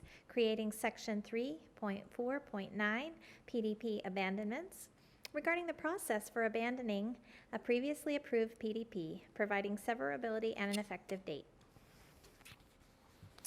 Thank you. Mr. Struve, good evening. Good evening, Mayor, council members. For the record, Mike Struve, Planning Team Coordinator with the City Planning Division. This ordinance before you this evening involves proposed changes to the city's Land Development Code. And those changes fit into two general areas. One, we are proposing to amend some of our existing regulations that pertain to planned unit developments. And then secondly, we are proposing to add new provisions to the Land Development Code to allow existing PDPs or planned development projects to be amended or abandoned.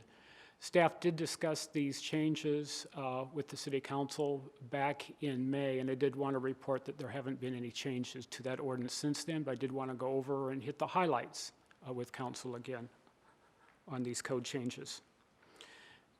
Starting in chronological order, at least in terms of how these changes appear in the ordinance before you. Changes are proposed to our transitional rules. Again, this is existing language in our Land Development Code. The transitional rules are really lay out how entitlements that were granted under the former land use and development regulations are to be considered or handled under the new Land Development Code. This section mentions both PUDs and PDPs, and in terms of our emphasis here, we have reorganized and reformatted a number of these provisions. Some of the provisions, when we looked at them more closely, we thought they needed to be clarified or were a little ambiguous, so we've made the necessary changes. And then lastly, we have expanded subsection F to allow for PDP abandonments and amendments. And I'll say a little bit more about that later in regards to a couple of new sections we're proposing to add to the LDC.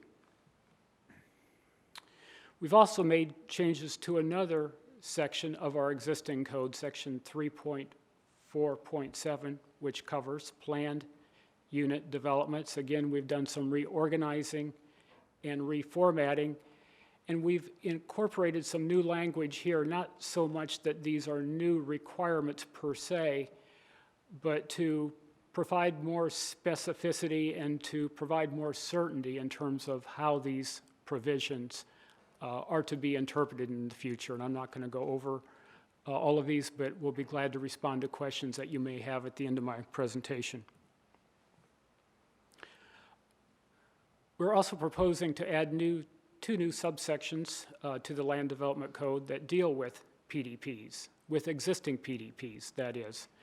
And by way of background, the city has allowed PDPs for about 30 years, and that changed in August of 2019 with the Land Development Code, whereby the PDP process was changed, or we developed the PUD process in part as, you could think of it as a substitution, a new entitlement process. The city, we've estimated, has over 300 PDP and PDP amendments, and as you might imagine, some of those developments that are 20, 25, 30 years old are starting to become ripe for redevelopment. So we think that these regulations that would allow for amendments to these existing PDPs are timely, as developers now may be wanting to come in and redevelop some of these sites. None of our changes propose adding new PDPs. We're talking about amending existing PDPs, and we believe that these proposed amendments will provide flexibility for developers who wish to modify, amend, or extend their projects in the future. And just to provide these code changes with a picture, if you will, PDPs come in all shapes and sizes and include some of our larger mixed-use projects like Cape Harbor and Tarpon Point. They include a lot of the big box development, if you will, that has been approved previously in the city, like Home Depot, Lowe's, several of the Walmart developments. And I've also included subdivisions, both small and large subdivisions. Now, Section 3.4.8 is new language that we're proposing for the Land Development Code, and it covers PDP amendments. And these amendments are represented by several different categories and could include modifying or eliminating one or more conditions of approval in a PDP development order. Could involve rezoning all or a portion of a PDP either to a conventional zoning district like the C zoning district, or to a PUD for that matter. The amendments could also include extending the date of substantial construction or the build-out period of a project that is about to expire to give a developer more time to develop a project. And that, lastly, it also would include adding or eliminating land to a previously approved PDP. That type of amendment we refer to as an abandonment, and we have a separate subsection that deals with abandonments, and there are two general categories for abandonments based on property ownership.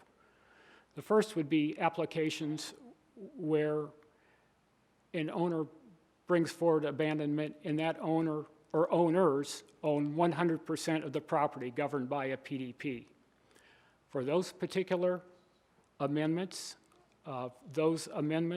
would require an application to be filed with Development Services, and those amendments could be approved administratively by the Director of Development Services. The second category of abandonments involve situations where one or more owners seeks to remove property from a PDP, but at least one or more owners owning land in the PDP decide that they do not want to abandon property. And a good example of that situation involves Judd Creek and an approval that you gave there to allow several owners to abandon or remove their property from the PDP while at least one other property owner elected to stay in the PDP. In those situations, again, an application would be filed, but that type of abandonment, if you will, would require public hearings, first before the hearing examiner. Ultimately, you would see those abandonments and would need to approve those, and those cases would be public noticed. In summary, we believe these proposed changes to PUDs will provide for greater clarity and will allow for those existing regulations to be administered more fairly and consistently over time. The proposed changes will allow existing PDPs to be amended, providing new flexibility to owners with property in these developments. And then lastly, these proposed changes will allow existing PDPs to be abandoned, either partially or in its entirety, and provide for new redevelopment opportunities for owners with land in these projects. We are recommending approval of these changes. The Planning and Zoning Commission considered these changes to the Land Development Code and recommended approval. We've received one phone call just from an individual requesting more information about this LDC change, and I will stand by in case you have questions. Thank you. I now open up public hearing. If there's anyone wishing to speak on ordinance 48-22, please come forward. Seeing none, public hearing is now closed. Is there a motion to approve ordinance 48-22? So move. Second. Any council discussion? Seeing none, Madam City Clerk, please call the roll. Long. Nelson. Aye. Tate. Welsh. Aye. Cosden. Aye. Gunter. Aye. Hayden. Aye. 7 ayes, motion carried. We'll move on to ordinance 49-22. Madam City Clerk, please read the title.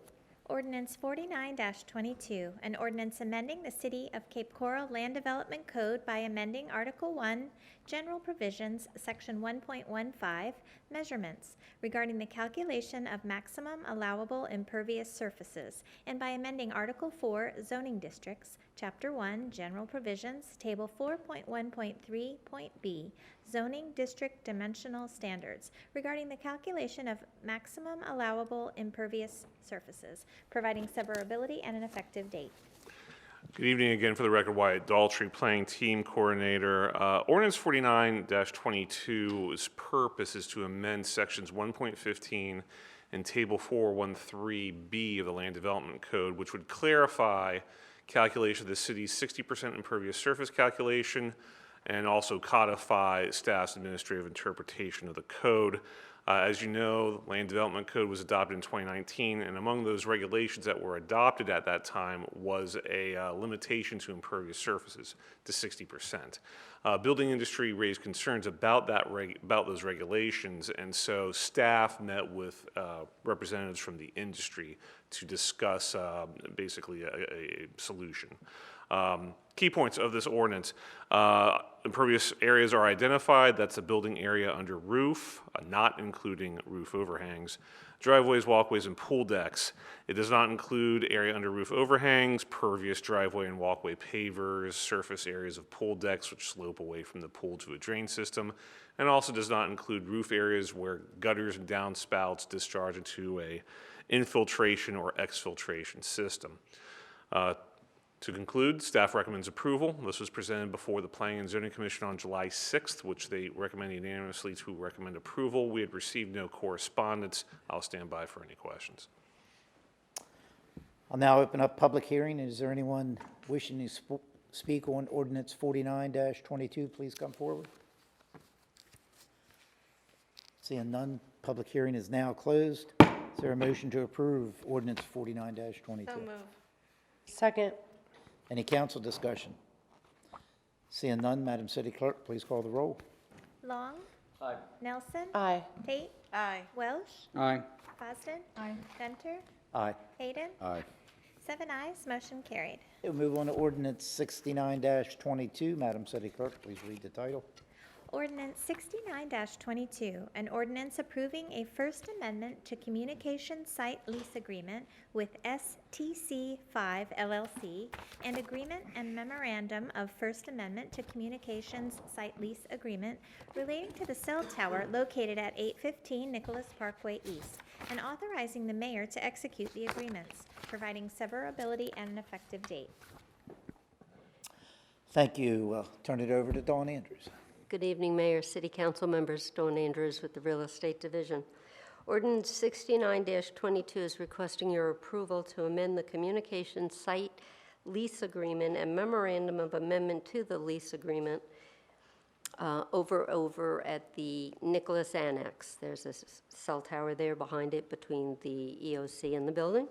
In 1997, the city entered into a lease with Sprint Spectrum for approximately 2,000 square feet.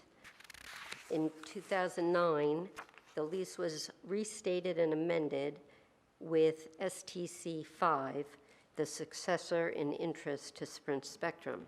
Tonight's amendment is to relocate the ingress-egress easement as well as the utility easement due to the city's reconfiguration of the parking lot in the area behind the annex building, between that and the facilities building.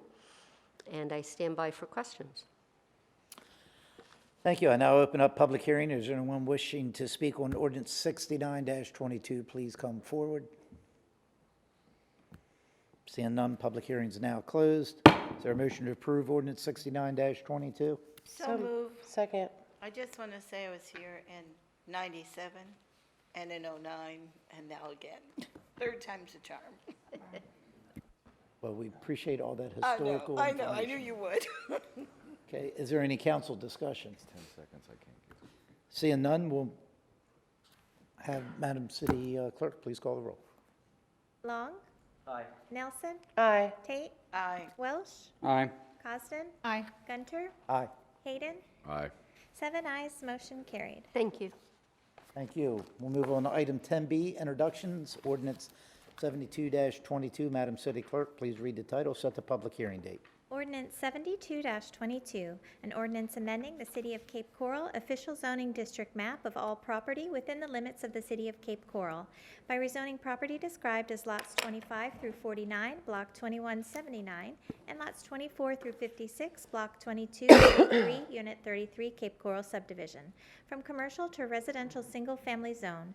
Property is located at 1712 through 1840 Northeast 23rd Terrace, 2324 Northeast 19th Avenue, and 2330 Northeast 19th Avenue, providing severability and an effective date. The public hearing will be August 17th, 2022. Any staff or council discussion? Seeing none, we'll move on to ordinance 68-22. Madam City Clerk, please read the title, set the public hearing date. Ordinance 68-22, an ordinance naming the new Sands Neighborhood Park, Sands Park, providing severability and an effective date. The public hearing will be August 17th, 2022. Any council or staff discussion? Seeing none, we'll move on to ordinance 71-22. Madam City Clerk, please read the title, set the public hearing date. Ordinance 71-22, an ordinance amending Chapter 12, Offenses and Miscellaneous Provisions, City of Cape Coral Code of Ordinances by amending Article 2, Offenses Creating Nuisances, Section 12-23B, to prohibit overnight parking of commercial vehicles and trailers on certain public streets posted with signs, providing severability and an effective date. The public hearing will be August 17th, 2022. Any staff or council discussion? Seeing none, we'll move on to ordinance 76-22. Madam City Clerk, please read the title, set the public hearing date.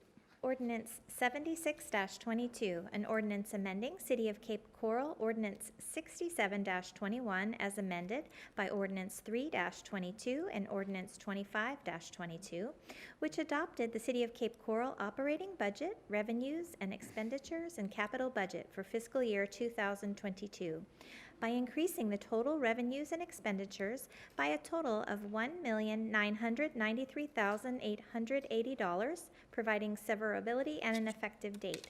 The public hearing will be August 17th, 2022. Any staff or council discussion? Seeing none, we'll move on to item 11, reports. Councilmember Long, report. No report. Councilmember Nelson, report. No report. Councilmember Tate, report.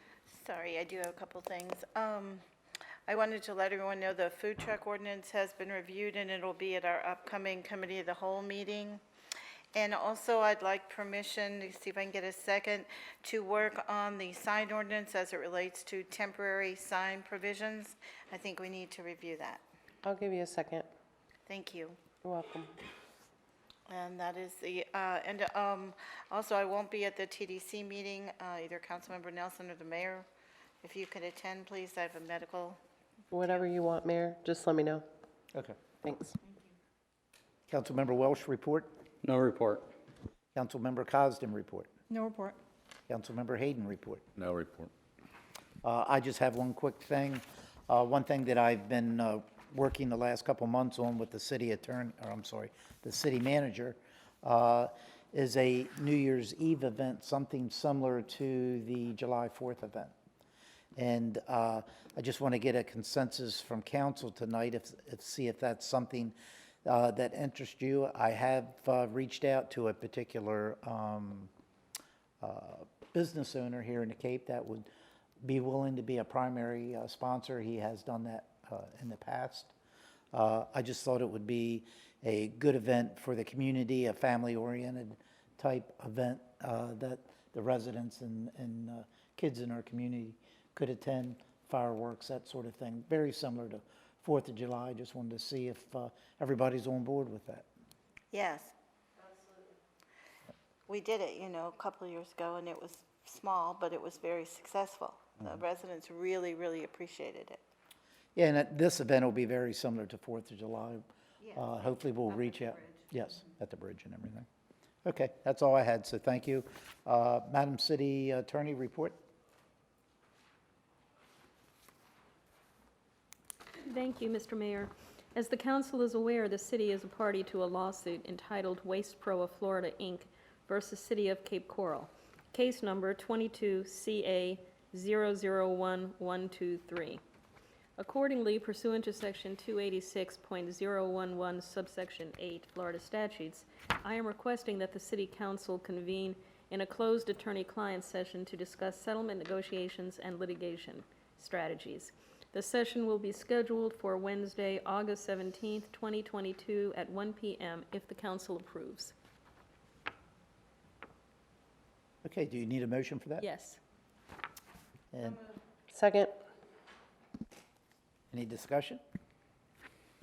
And that will be a shade meeting Wednesday, August 17th at 2 p.m. here in council. I'm sorry? 1 p.m. 1 p.m., I'm sorry. 1 p.m. And that will occur. You would Start here? and then you would adjourn to room 220A and then return here at the conclusion of the attorney-client session. Okay. All right, there's a motion and a second on the floor. Madam City Clerk, could you call the roll, please? Long? Nelson? Aye. Tate? Aye. Welsh? Aye. Cosden? Aye. Gunter? Aye. Hayden? Aye. 7 ayes, motion carried. And Mr. City Manager, report? Thank you, Mr. Mayor. I actually have one item for you this evening. Next week, Wednesday to be exact, is back to school here in Cape Coral. And so I'd like for Chief Sizemore to just briefly update you on the police department's plans to remind motorists of safe behavior around schools and where parents should appropriately wait for their children when it's time to pick them up and drop them off in the morning as well. Chief? Thank you, Mr. City Manager. Good evening, Mayor and Council. Anthony Sizemore, Police Chief. As the City Manager stated, he asked me to prepare a readiness report for schools. School starts on Wednesday, a week from today. I have a brief presentation for you on that readiness report. I'll break it into two elements. The first element is traffic safety. I sent an email to all of you earlier. You might not have seen it prior to the start of the council meeting, but I provided some historical background as to why we have the issues that we have, and then also included some solutions that we'll work on. So for brevity, I will just tell you that the first 2 weeks of school are typically the highest volume of cars and parents and car line and subsequent traffic issues.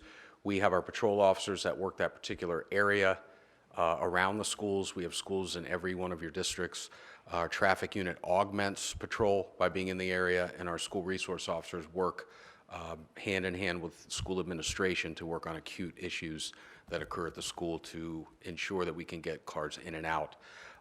There's going to be a little bit of an increase, I would suspect, in car line activity this year. There's a very well-publicized driver shortage for school bus drivers for Lee County Schools.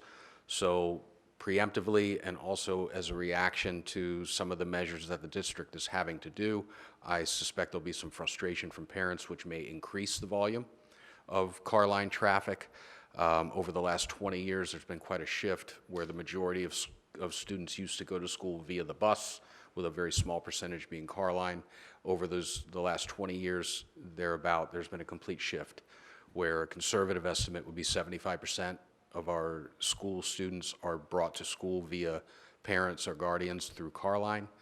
And if you take a ballpark average between elementary and middle school kids, there's roughly 1,000 students per campus. At 75%, there's 750 cars twice a day, every day. There's a lot of other factors that are going to increase that, one of which being the driver shortage. The measures that we're taking to combat that, I think, will be helpful, also with a sprinkling of patience that the first 2 weeks, even in good times, take a little bit of time for the kinks to work out. We have a lot of new residents, a lot of new parents in town that need to get used to that. What I would ask parents or guardians or people who are utilizing car line is you do not need to get there an hour before, especially in the morning. Once they open the gates, the traffic flow is quite smooth.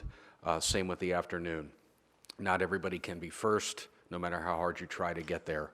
And to be in a neighborhood or in line for an hour and a half or 2 hours can be counterproductive. Some will still do that. What I would ask is that you do not block driveways so people have access in and out of their driveways. Emergency vehicles can get down the street, and just practice a little bit of common courtesy. The second element that I'd like to talk about is briefly emergency response. I think everyone has seen quite a bit of the senseless tragedy that happened in Uvalde, Texas. I have seen it, my staff has seen it, and we took our time before we came to judgment because we wanted all of the information to come out from a trusted source within our industry. We've done that. What I can tell you is that there's no comparison with that police response, that police department, and our police department and our surrounding jurisdictions that would participate in mutual aid, the main one being the Lee County Sheriff's Office.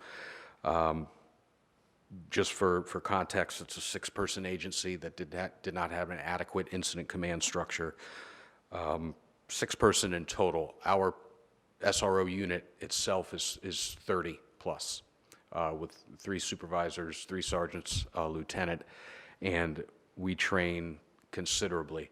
Even this week, they're going in-house and then on campus. All of the officers that would be their backup and their augmentation in any type of emergency response are doing walkthroughs and have been doing that. That's not a new concept for us, but I know it's a hot topic, and I wanted you and everybody else at home to know that we don't wait for a tragedy for something for us to train and be prepared. We also subscribe to a training philosophy called single officer response to an active threat, and what that really means is we don't wait. If you're by yourself, that's when you earn your money and you go where the threat is.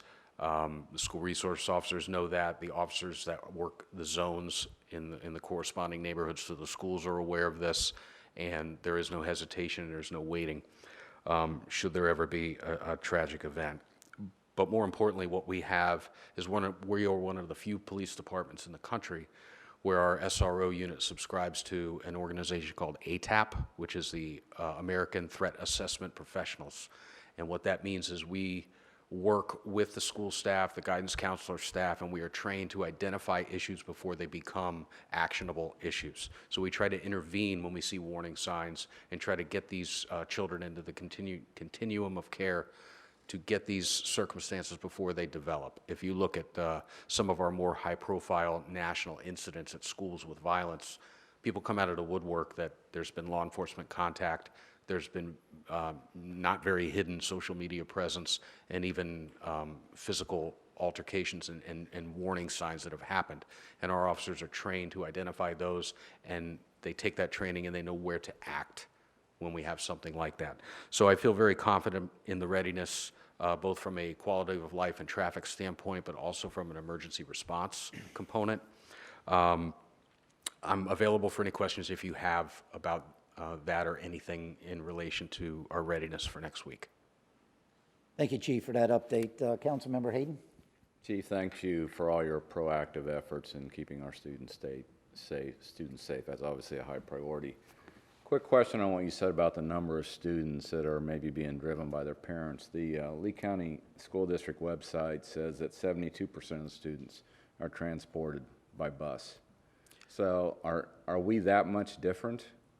I would like to do a comparative study. I would just tell you, I'll change mine to, I don't want to get into a No, war. your numbers just... Anecdotally? Your numbers just surprised me a little bit. That's why I'm just... We've done car counting on it, and if you look at the average of 1,000 students, there are hundreds of cars that come through there, and it's totally different than when we were in school with I the understand. I transportation. just, wanted to make sure our numbers were a little bit in sync, I guess, with what might be out I'll put an there. asterisk next to mine. Okay. Thanks, Chief. Councilmember Cosden? Thank you, Mayor. Yeah, sitting in those car lines for hours and hours, I can tell you, there are a lot of cars in those car lines now, and there weren't before, back when I was a kid here, so I think it's definitely changed. I just want to thank you, Chief. You make me feel a lot better about sending my kids to school next week. Thank you. Thank you. I Councilmember say Tate? that not only as a chief, I say it as a parent myself with a kid in school. I feel confident sending him back. Thank you, Chief, and thank you, Mr. City Manager. I asked him about it earlier this evening, and within 5-10 minutes, you sent me a detailed email to all of council. I really appreciate that, and I think the residents appreciate hearing that we are prepared, so thank you. You're welcome. Yep, thank you, Chief. I appreciate you sticking around. It's been a long meeting tonight, and I appreciate you giving the update and trying to make the residents of our city feel safe with sending their kids off to school, so thanks. Thank you. Mr. City Manager, you have anything else? Nothing further, Mr. Mayor, thank you. Okay. Yeah. Time and place of future meetings. We have a joint City Council Budget Review Committee workshop is scheduled for Tuesday, August 9th, 2022, and Tuesday, August 16th, both beginning at 2 p.m. here in council chambers. Also, the shade meeting that we approved tonight for Wednesday, August 17th at 1 p.m. Starting here in council chambers. Do I have a motion to adjourn? Yes. All in favor say aye. Aye. Any opposed? Meeting adjourned.